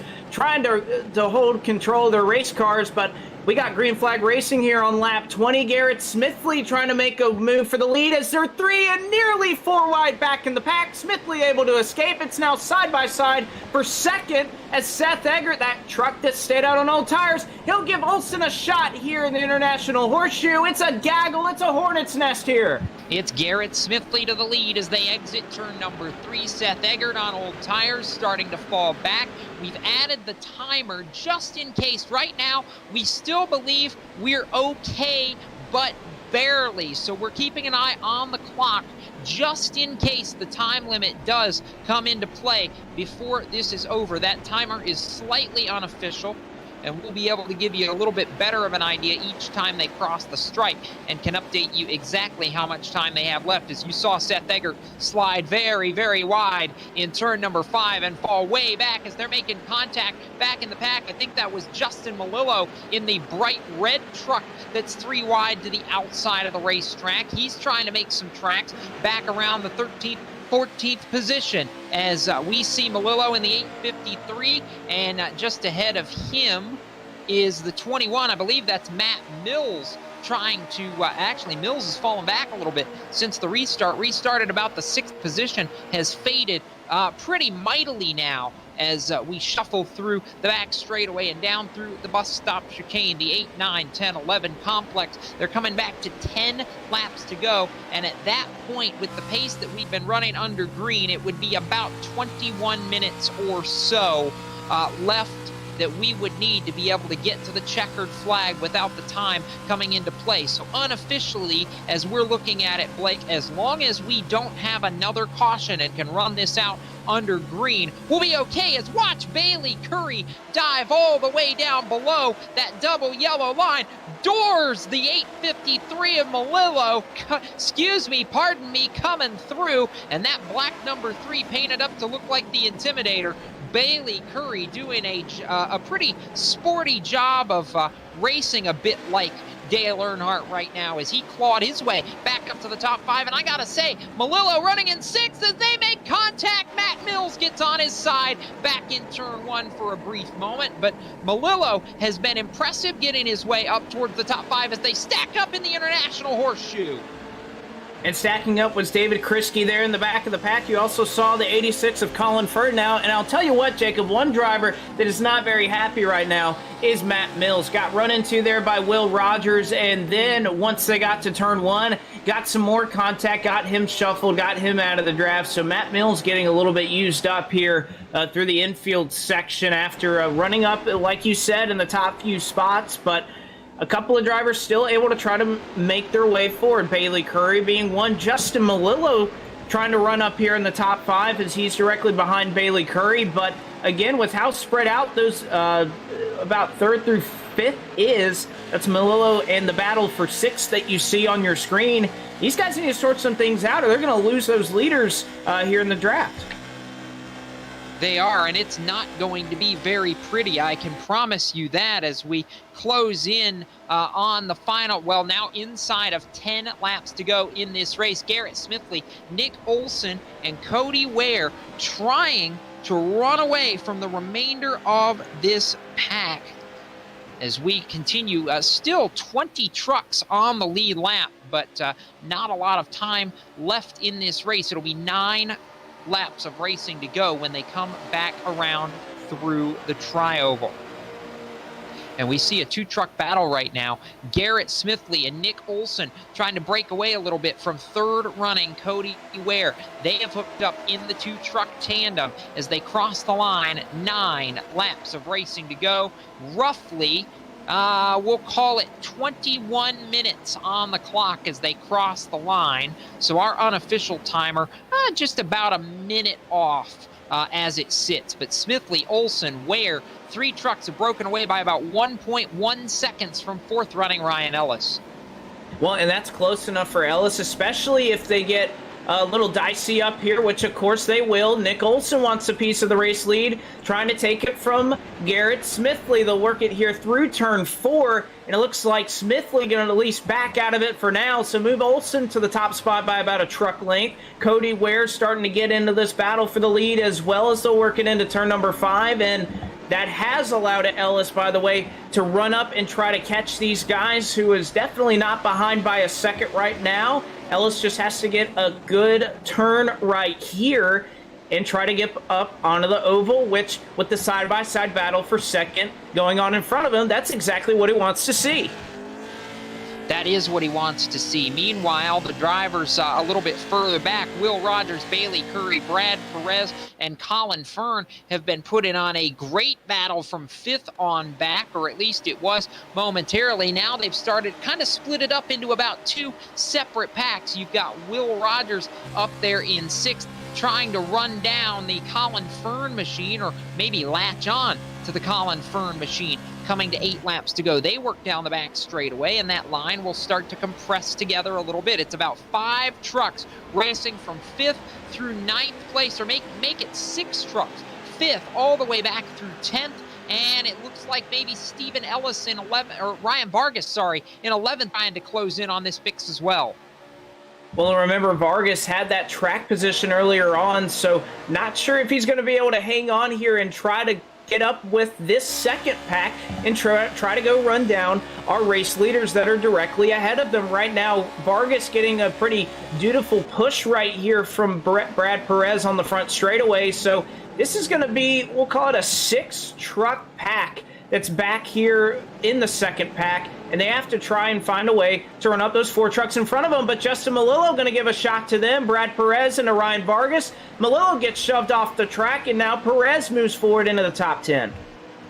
8 laps of racing to go. When they crossed the line, it was just under 20 minutes of racing to go. It was 19 minutes left on the clock when they crossed the line, and about, we're running barely over 2-minute laps, so it would be about 17 minutes left. So we'll have about 2 minutes to spare on the time if it continues at this pace, Blake. And meanwhile, the battle between Cody Ware and Garrett Smithley for the race lead has been very, very impressive and a lot of fun to watch. But Nick Olson and Ryan Ellis have now made it a 4-truck race for the lead as they work onto the banking. And Garrett Smithley going to have that preferred line through the bottom here at Daytona International Speedway as he's able to make his way just in front of Cody Ware with a little bit of drafting help, believe it or not, from Nick Olson, who can... This is the one thing about being in third, Jacob, that's so interesting. When you have 2 trucks battling directly in front of you like you do with Smithley, like you do with Cody Ware, you have some control over those trucks in front of you because how big draft can affect these trucks, even from behind. So Olson now, and now as Ryan Ellis becomes part of this picture as well, if they were ever able to get too wide, Olson from behind the 2-truck battle can get behind someone, give them some momentum, and kind of pick and choose and keep those guys even if he wants to. But now it looks like Olsen going to give Ellis third spot, so move Ellis up to third. And Ellis with a big run here, he may have a shot at first here into turn number 1. May being the operative word as they come to 7 laps of racing to go across the stripe. It's side by side for the race lead to turn 1. Cody Ware trying the outside inside swap. Garrett Smithley leading the party. They break away. Now Cody Ware takes a look. Smithley drifts from left to right, back to left again. They head for the International Horseshoe, and Cody Ware sails it in deep, overshoots it, and Smithley back to the point and bringing Ryan Ellis right along with him to battle. And there you see exactly what can happen if you dive it in just a little too deep. Ware had the lead for just a second, and now Ellis becomes part of the picture. Nick Olsen will slide off the racetrack and lose a little bit of time to the front 3 as they'll work it up here through turn number 5. Ware and Ellis now nearly locking bumpers here as Smithley trying to scoot away here into 6. 6 will bring them back onto the banking, and you know what we would normally say is 7 laps to go, not a lot of time left. In these trucks, it is still a lot of time to go, and about 17 minutes remaining on the clock to get the job done. Meanwhile, here's Ryan Ellis, here's Cody Ware, and Garrett Smithley has jumped out to about an 8 truck length advantage as these two try to draft together to run him back down in the battle for the race lead.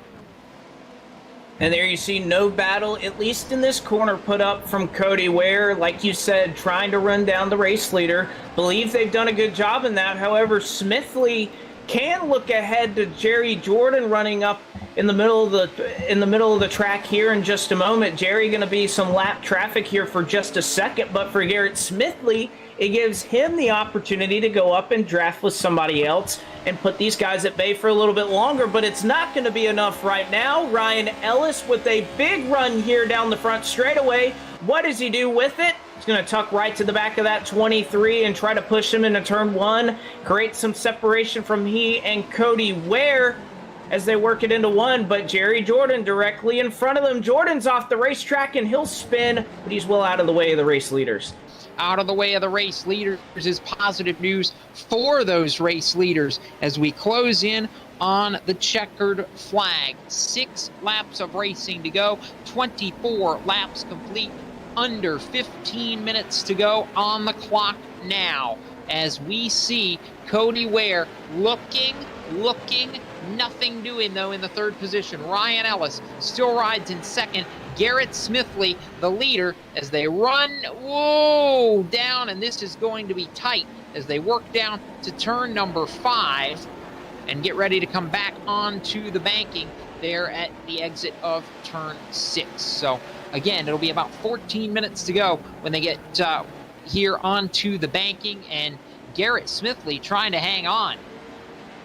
Smithley's trying to hang on and make a little bit of ground, but the one way they're going to be able to make the most amount of ground, Jacob, is when we eventually get to green flag pit stops, which I believe we're going to see. Nobody here in this field can make it all the way to the end of the race like we saw earlier. At least I don't believe that's going to be the case. We went green with about 11 laps to go in this one, and it's going to be probably a little bit too much for these guys, although if you mention it and perhaps we get shortened a lap or 2 by the clock, then maybe one of these guys can try and stretch it on fuel to the end here. So it's going to be really interesting to see over these next couple of laps when trucks are going to pit, and if somebody's going to take that gamble. If we don't get all the way to complete 30 laps in this one, is somebody going to take that chance to try and get a win in the series finale and try to stretch this thing out on fuel? We did get a message from the chat, and thank you, Chris Potter, for shouting this out as we do work towards the 10 o'clock hour on Saturday night on the East Coast. We want to take an early opportunity, and I definitely want to take the opportunity to shout out to my mom and wish all the mothers out there that may be watching tonight's broadcast an early Happy Mother's Day from all of us at the STN Esports Network. Actually, this crew normally as well on Podium Esports. So from all of us at STN Podium and everybody within the iRacing universe, happy Mother's Day. As Blake McCandless, I thought we were good, and yet here's everybody with 5 to go pitting because we couldn't make it on fuel. Hello.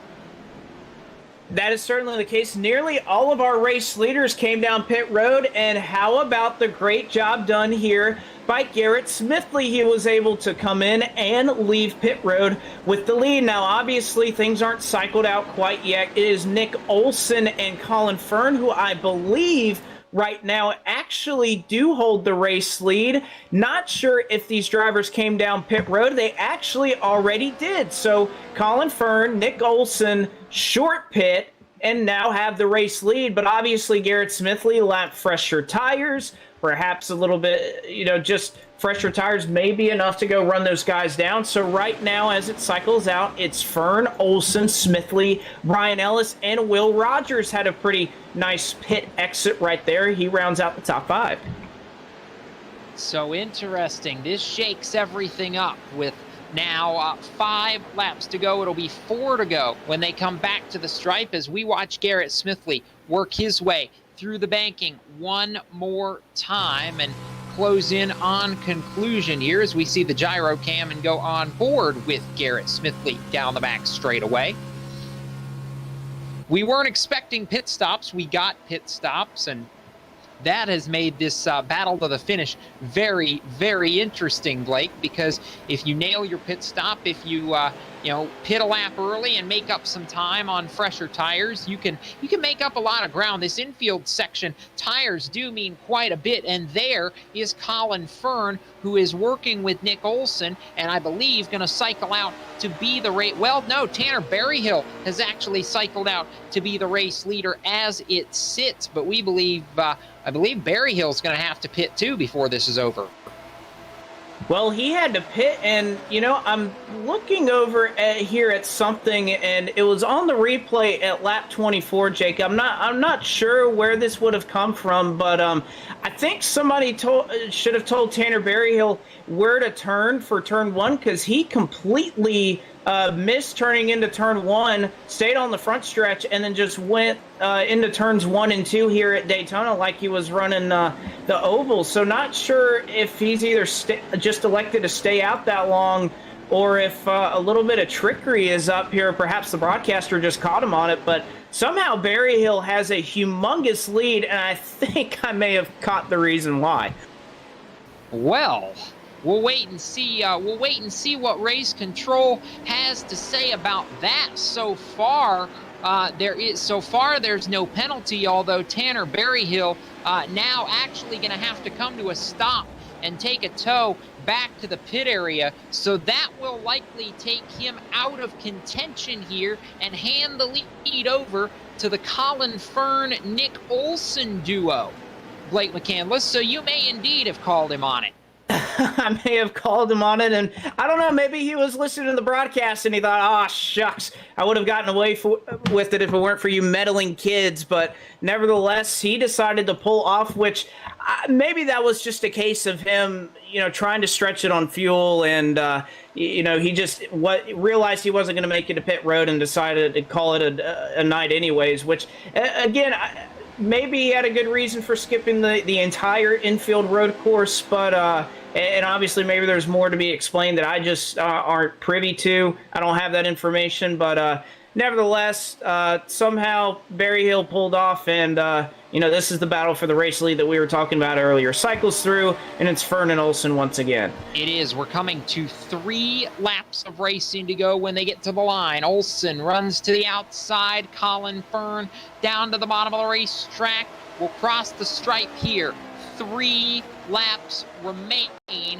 Fern and Olson have a 2.7 second advantage over Ryan Ellis, Garrett Smithley, and Will Rogers, who are the next 3 trucks trying to make a run at this, and they are rapidly, and I mean rapidly, catching this lead duo. It could be as many as 7 or possibly 8 trucks in this mix by the time we get back around to 2 laps to go, because 3rd, 4th, 5th, 6th, and 7th are closing in this infield section in a hurry. Blake McCandless, Nick Olson, I think, wants to get by Colin Fern and try to get gone, but Fern's holding him up, and that's allowing Ryan Ellis. He can see the top 2 now. And again, like we've mentioned all day long, all you have to get is just close enough, and then that gap is going to significantly narrow after you catch the draft, as now Ryan Ellis working his way up onto the banking here in turn 7. What is officially scored turn 7 on the road course here. Will Rogers able to make their way by. And actually, how about this decision? Nick Olson is backing off of the race leader and Colin Fern. That's going to slow both of them down as Ellis and Rogers hook up. They're going to make up all that time along with Garrett Smithley. So Olson perhaps thinking outside, using the bag of tricks right here to back off of Colin Fern, slow him down, pull everybody else with him, and make this a huge battle for the race lead. And that would be very enjoyable as Will Rogers goes sideways, headed for turn 3 of the oval, saves it. Brad Perez with a big run, goes to the outside after threading the needle 3 wide, and they're 2 by 2 for 3rd and 5th as we come to 2 laps to go. Nick Olson shoving Colin Fern one more time. Everybody's starting to tandem up, and this may not be over. 2 laps to go at the line. 2 laps to go. They looked 4 wide back there for 3rd, and that checkup, it was just a push there for Rogers. Nobody was trying to turn Rogers at all, but it checked them up enough that all that time they had gained on our 2 race leaders, well, that went out the window as they had to check off the backstretch chicane. So now only about 1.5 laps for them to try to get it done, with Will Rogers leading that group, followed by Curry, followed by Ryan Ellis, who both make contact here. They'll get into Brad Perez. They'll be 3 wide. They have to find a way to sort it out to go chase down the front 2. They do, but they're running out of time. There's less than 2 laps of racing to go. This could be a 2-horse race for the win. It's Colin Fern who slows up Nick Olson to the race lead through turn number 5. Fern slowed it up. That's going to allow that train from 3rd on back maybe to get a little bit closer. Nick Olson now to the lead. Here comes Will Rogers. Can Olson get some help from Rogers to take a shot at it as they work off 6 and onto the back straightaway for the penultimate time? And Colin Fern just flat out overdrove turn 5, but I gotta say, Jacob, I don't know if you want to be the leader here on the white flag, if you want to be that car behind that can try and use all that draft to run up forward. So mistake there for Colin Fern may actually end up helping him here late in the going. They'll work it into the chicane. Will Rogers get close enough to get to the back bumper of Colin Fern for a push? Rogers certainly close enough now. They'll work it through 3 and 4 here on the oval for the final time. And Nick Olson right now in the lead, but Fern gonna have a run. And here comes Will Rogers. Will Rogers, can he push Nick Olson to victory? Will he try to win it himself? They face the white flag when they come around, this time at the World Center of Racing. 3 trucks in line trying to win it here in the finale of the Kickin. The tires lower half dash to the outside. Pops Colin Fern down low to turn 1 is Will Rogers. Nick Olson leads it in 1 and he gets a bump. They're almost 3 wide in 1 for the final time. And Olson gets shoved out wide. Now Colin Fern moves up into the 2nd spot. Fern as they'll work it into the International Horseshoe for the final time. Fern having to defend low. Here comes Nick Olson across the grass. Olson up to 2nd. He has a run looking for the race lead. Will Rogers down the long run to turn number 4. That left-hand kink, very high-speed area. They'll head to the other end of the International Horseshoe. Turn 5. Here, oh, Rogers gets set. Nick Olson, door slams him through turn 5. Olson to second, Rogers back to 4th, and it's Bailey Curry in this mix as Colin Fern leads to turn 6 and onto the banking. And Rogers gets another shove. That's time. It's from Garrett Smithley. That's going to shove Rogers out of it. Here comes Bailey Curry, was 4th at the stripe, nearly 2.5 seconds back. He's going to pull up to Nick Olson here, looking to chase down our race leader in Colin Fern. They're going to hook up 2-truck tandem as they go here down the back straightaway, chasing into the backstretch chicane. Who's going to do it?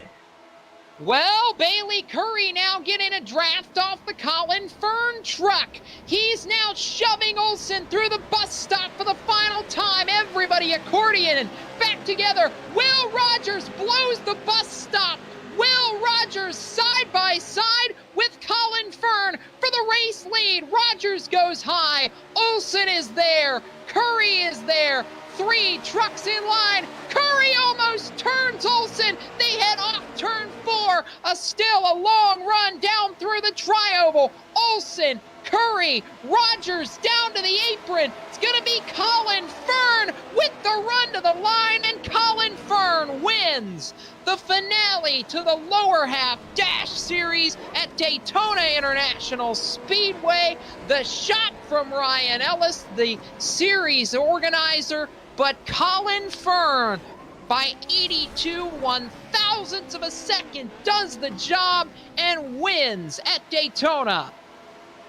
Oh, and Jacob, what perhaps espionage there coming to the checkered flag as Will Rogers, who was obviously upset with how he was raced there, just flat out overdrove the corner and was going to play spoiler. And I thought he was going to go up and wreck the race leader in Colin Fern, but he elects not to, moves out of the way. And, of course, Olson, who was looking and blocking to try to get Bailey Curry to push him, didn't get the help that he needed as Curry wanted to move his way by. He's able to bring it home second. Curry in third, Brad Perez in fourth, and Garrett Smithley will round out your top 5. Well, Ryan Ellis was 6th. Ryan Vargas was 7th. Will Rogers ends up scored 8th. I think he got a time penalty after all that was over. Cody Ware was 9th and Justin Malillo 10th. Stephen Ellis 11th. Jeff Green 12th. 13th to Jared Overstreet. 14th William Pelote. And 15th Matt Lady. 16th to Matt Mills. 17th Noah Lewis. 18th Seth Egger. 19th to David Kriske. And 20th 4 laps down, Tanner Berryhill, Jerry Jordan, Andrew Hawley, Josh Dowell, the remainder of the field, J.R. Houston, DNS in this 24-car onslaught at Daytona. We're going to slide in one more quick break. We'll come back, continue the post-race show, and talk with some of our top finishers from Daytona International Speedway. This is the STN Esports Network and the coverage of Kickin' the Tires lower half dash action.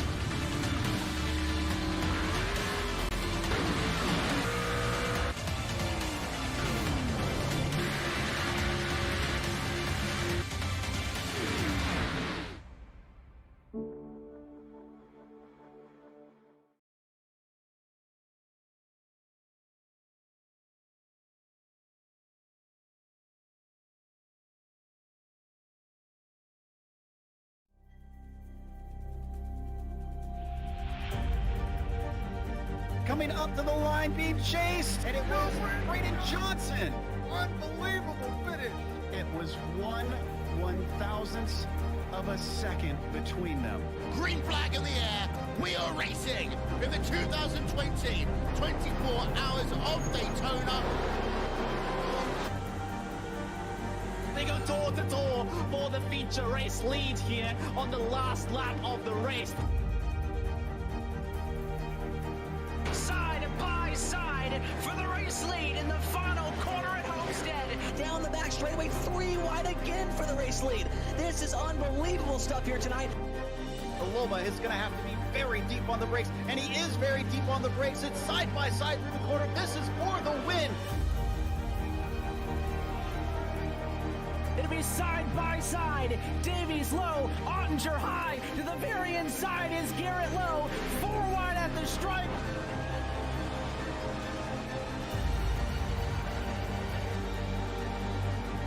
The Audis win here on this outside line. Neck and neck. Who's going to back out? Does anyone back out?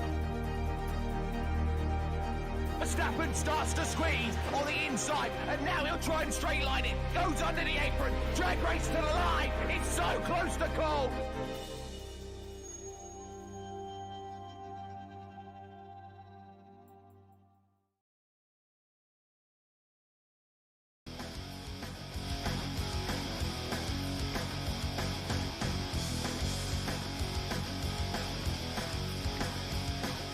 Welcome back to the STN Esports Network as we wrap up coverage of the Kickin' the Tires lower half dash series from the Daytona International Speedway road course, where Brandon Brown is probably going to have to pop the bubble like McCandless surrounding his PR manager's head, because Colin Fern has been trying to win one of these things since the opening round at Eldora. It took him the entire run, but he finally got one tonight.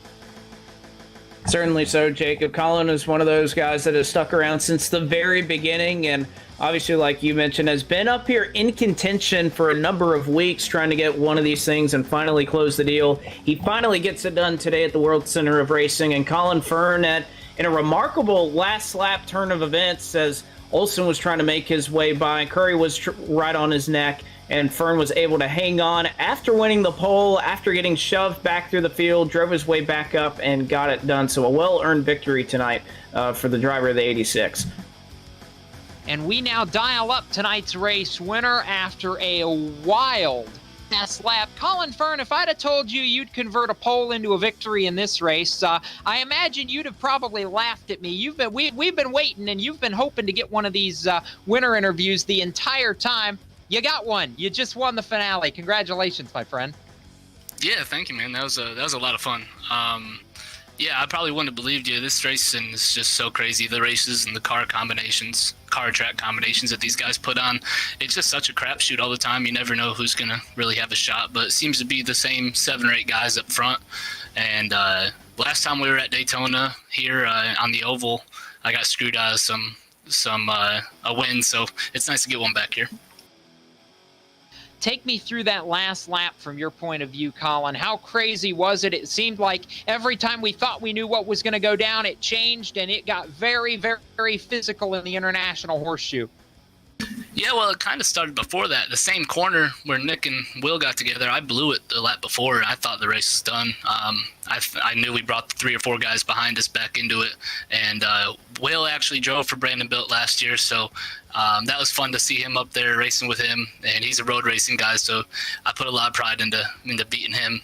And no, Nick just went in there really hot, got into Will, pushed him up the track, or out of the track, I guess. And I kind of just drove him through, and then after that, it was just playing defense.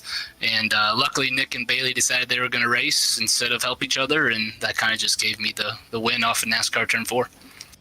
You've been, I don't want to say frustrated, but definitely really gunning for one of these. I know it took a while, but how's it feel to finally, against this field, a lot of guys who you know and kind of have that friendship and rivalry with, how's it feel to finally get one when it's all said and done? Yeah, that's the coolest part is, a lot of the guys are actually, I think everybody in here works in NASCAR in some capacity. So you see a lot of these guys at the track every week. So it's nice it's bragging rights. So when you show up to the track, next time we go to Daytona, I can go to Bailey and Ellis and Rogers and these guys and say, haha, I got the win here. But no, it's just cool. It's bragging rights. It's fun. Yeah, thank Jerry Jordan and Kicking the Tires for putting this on, Brian, Tommy Joe, Cody for putting this together. It's been a lot of fun, but yeah, I'm not nothing against iRacing, but I'm really ready to get back to the real racetrack. I think we all are, and that's going to be the big thing. And I know it is going to look and feel different for a little while here as we get back into real racing. And I know a week from Tuesday is the big day for you guys on the Xfinity Series side. How excited are you and Brandon and everybody to get back going again? And is Brandon going to have to pop the bubble when you get there on Tuesday? Because you'll even get to brag to him a little bit. Yeah, I really wanted him to run this race because that would have been a lot of fun. I know he ruffled some feathers the last one he ran in. I think he hit everything but the pace car, but we had fun. No, I'm really excited for the Xfinity Series this year. Right now we're in a playoff spot, and I feel really confident that we can hold that spot. And there's some good tracks for us in the playoffs. And yeah, I'm really excited for this year. The goal is Darlington is just keep the car one piece. We're hoping to bring that same car to Charlotte the next week, and with how many races they're going to run in a short period of time, keeping good care of your equipment is going to be important. So I'm excited to get back to the real track. Brandon's excited. The whole team's excited to get back to the real track and hopefully carry this momentum over to the real world. Well, Colin, before we let you go, I want to give you a chance to shout out to anybody you need to. I know you've been flying the Brandon-built colors on that 86, no matter what vehicle it's been. Thank yous, shout outs. Who do you need to give a call to? Yeah, I need to get a hold of our GM, David Clark, and our team owner, Jerry Brown, and tell them I need to get put in the real race car. I think that's what we need to do. I think I've gotten one more win than Brandon has during this little second off season. And I think that, next year, I think we need to have a second car. If Will can't drive it, then I think I should.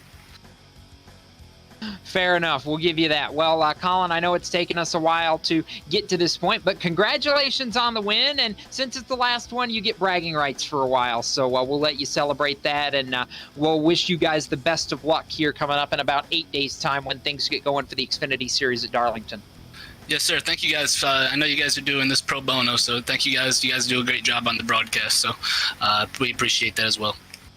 Colin Fern, tonight's race winner, will move 82 thousandths of a second back and one spot up the road. Blake McCandless standing by with tonight's runner-up, Nick Olson.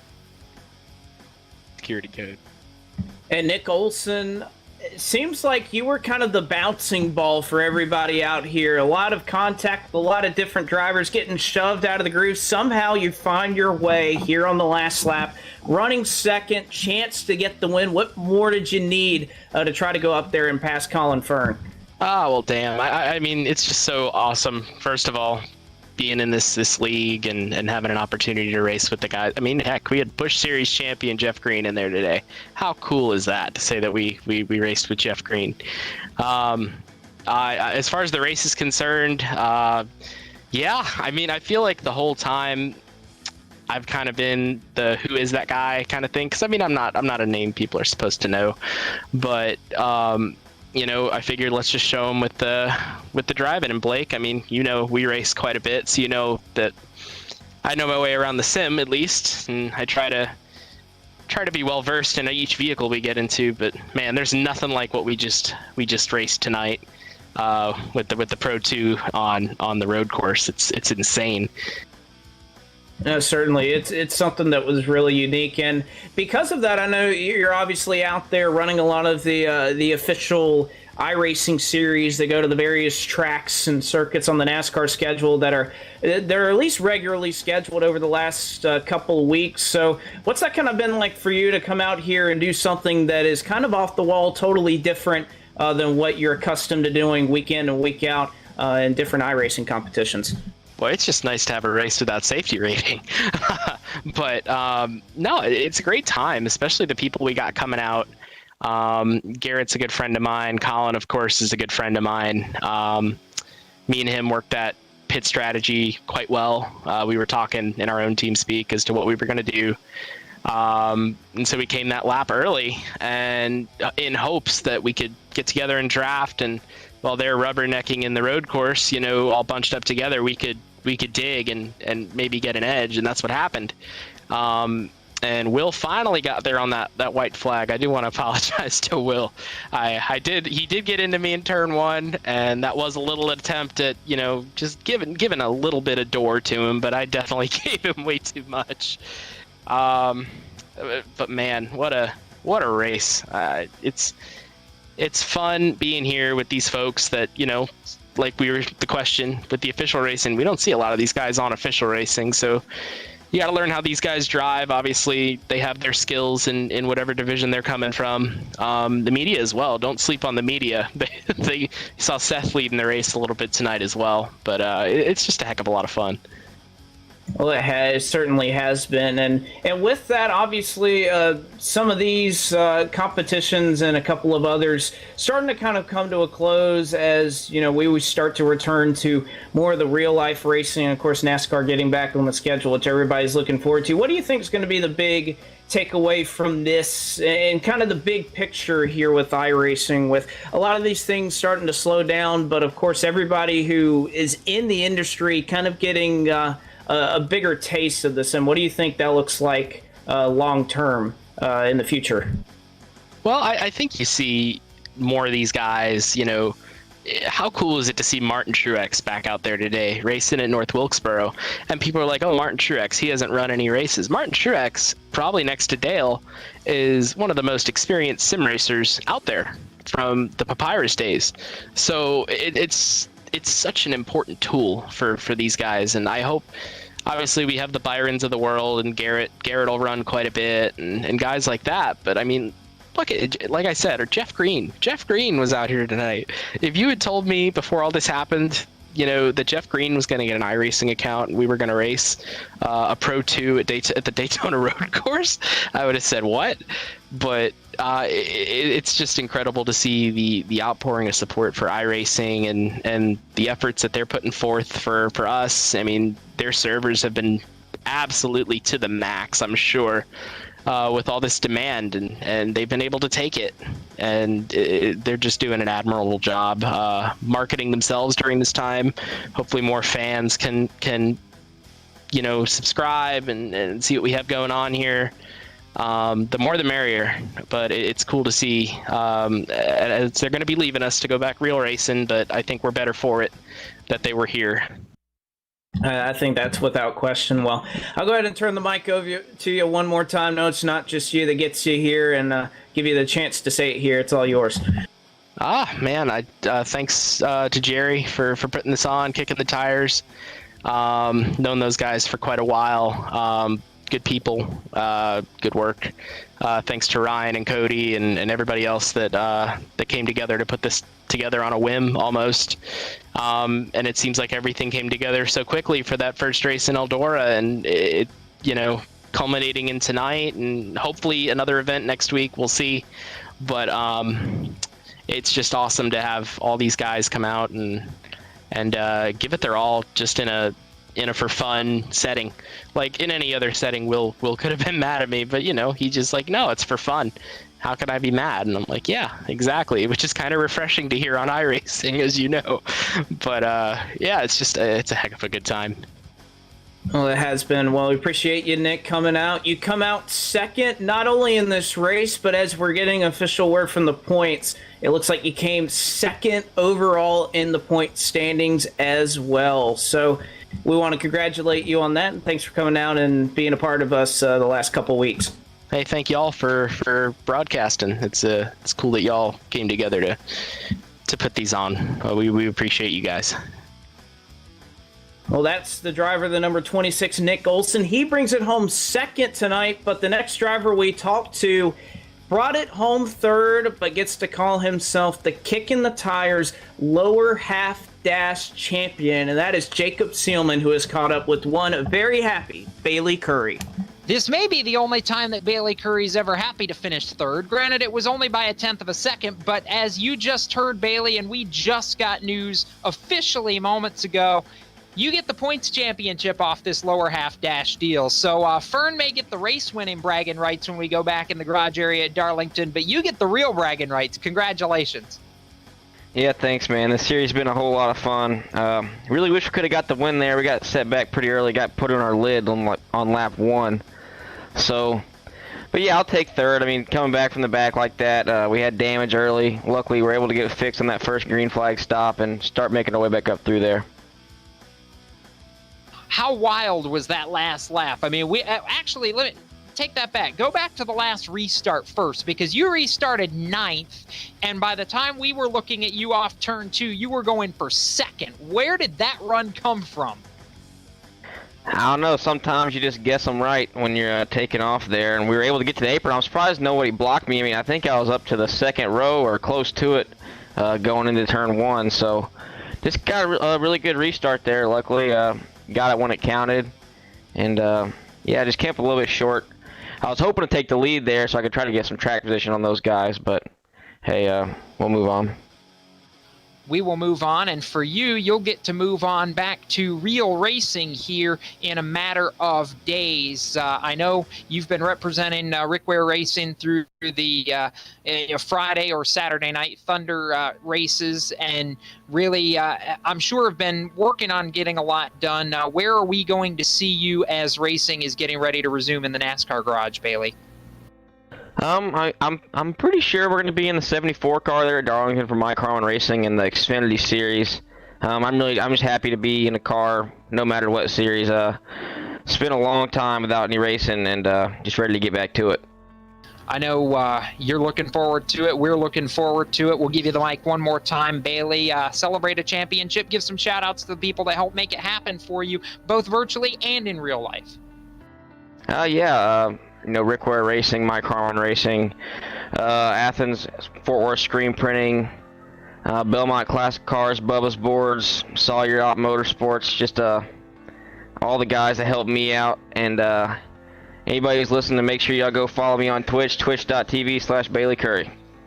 I guess for a bonus question, are we still going to see you floating around iRacing some even once we get back going in real life? Are we still going to see you virtually when time and availability permits? Oh, absolutely. I mean, through this whole deal, I feel like I've gotten a lot better at this sim stuff, and it's made it a little bit more fun now that I've gotten better, and also we got the Twitch channel going. So that's been a lot of fun, and yeah, I'll be on here when I'm not, working at the shop or at the racetrack. I'm more than likely be on here racing something, whether it be dirt, street stocks, or cup cars. Well, one more time, Bailey, congratulations on the championship here in this lower half dash, and we'll look forward to seeing you back in action in the Xfinity Garage here at Darlington in about 8 days' time. Yes, sir. Thank you. That's Bailey Curry and Blake McCandless. We're going to dial up one more interview here, but before we do that, thoughts from you on what's been a really, really fun lower half dash series. Well, I think kind of like I explained a little bit earlier, this has just been a breath of fresh air to be able to come out, do something a little bit different, give not only the drivers but us as announcers something to do that we won't always get the opportunity to do. I know especially here at the 2 races we've had at Daytona, both over the road course and the 2.5 mile oval, we saw racing that, to be quite frank with you, Jacob, it's going to be hard for us to ever find again, especially outside of the realms of iRacing. So been great to enjoy that opportunity, and obviously to be up here and to be in the booth, not only with you, but with these great drivers, many of them in the NASCAR industry. I just know it's been really fun for me, and I know for you as well. That it has. I know it's also been fun for the guy who put his company name on this series for the last several weeks, and we'll talk to him because it's only the right thing to do as we start to tie this thing up. Jerry Jordan joins us now to wrap it all up. Jerry, and I know for you started off sponsoring the deal, then you decided, hey, I'm going to get sim stuff and actually race this deal, and that was interesting to say the least. But all in all, if nothing else, this has been fun to watch and has definitely led to some incredible finishes over this 5 or 6 weeks that Kickin' the Tires has been a part of it with Ryan and Cody Ware and everybody that came together to put this deal on. It has been a lot of fun. So I've enjoyed it. I've enjoyed sponsoring it. And yes, I did go out and buy Sims. We have rearranged a room in my house so that I have a place to race now. And, it's all because of Ryan and Tommy Joe and Cody Ware getting me interested in this. And we're glad to sponsor it. We're going to do some more going forward. But we have a champion, and thanks to Universal Coin and Bullion for providing the winner's trophy, so to speak. It's a $5 gold piece, and I'll be presenting that to the champion in the coming weeks. Bailey Curry, I know, was maybe surprised, but certainly excited to find out that he's collected the championship. Consistency there and a win early, helping him get the job done. What was your takeaway from this one in particular? Because I think we hit on the perfect combination to end this thing with a lot of excitement. It looked absolutely insane out there. It was fun. I set up some handbrake button on my steering column so that I could get around the turns a little better. It was a lot of fun, but I wasn't very good at it. Everybody else obviously was, and I just try to stay out of everybody's way and have a good time. I really had a blast tonight. I was going to say, Seth kind of showed you the ropes and showed you how it was done in these 3 races or so that you've been a part of it. I know you had Justin Schuler out there a time or two during this series, and I'd be curious now. I think the fans probably want to know what's next for Kickin' the Tires as we finally get real racing back going here in the next week or so. Well, I can assure you that we will have a couple of people at Darlington, either outside the track for sure, 100%. Hopefully, we can work our way and get selected by the NMPA to cover the race from the press box. There's only a few people in that mix, and I did submit for that. We will make our content available to all media outlets in order to make it fair for everyone. But our content will be available to anyone if we get selected. But we're going back racing. Regardless, we're going back racing. We're going to cover racing. That's what we do. And we're not just limited to NASCAR. We got involved with some of the World of Outlaws stuff last night, and we're going to continue to do this. I love it. The guys that work there love it. And I appreciate everybody involved. Well, real quickly, before we wrap this deal up, for anybody out there wanting to follow Kickin' the Tires, how do they do so? I know one of the things you guys have been particularly proud about rolling out in the last few weeks is the new Kickin' the Tires app. Yes, we have a new app. You can go to the iTunes or Apple Store and at the App Store and get that. You can go to Google Play and get it. It's just Kickin' the Tires. You can keep up with everything that's going on online. But the cool thing about the app is if you take a photo at the track or you take a photo anywhere, upload it to the site. You have your own photo gallery. Fans have their own photo gallery at Kickin' the Tires now. And the only thing we're going to take off is the bad photos. We're gonna edit those out. But we're wanting to see fans have fun. And if you're at the racetrack, if you're at home, if you're COVIDing or whatever, we still want to see it. So get the app and upload it, the photos straight to the site. We'd love to have your participation. We're going to be continuing iRacing stuff. We're going to be continuing giving away some merchandise and some swag. So follow us at kickinthetires.net, or Kickin' the Tires on Twitter, and also Jerry Jordan _KTT on Twitter as well.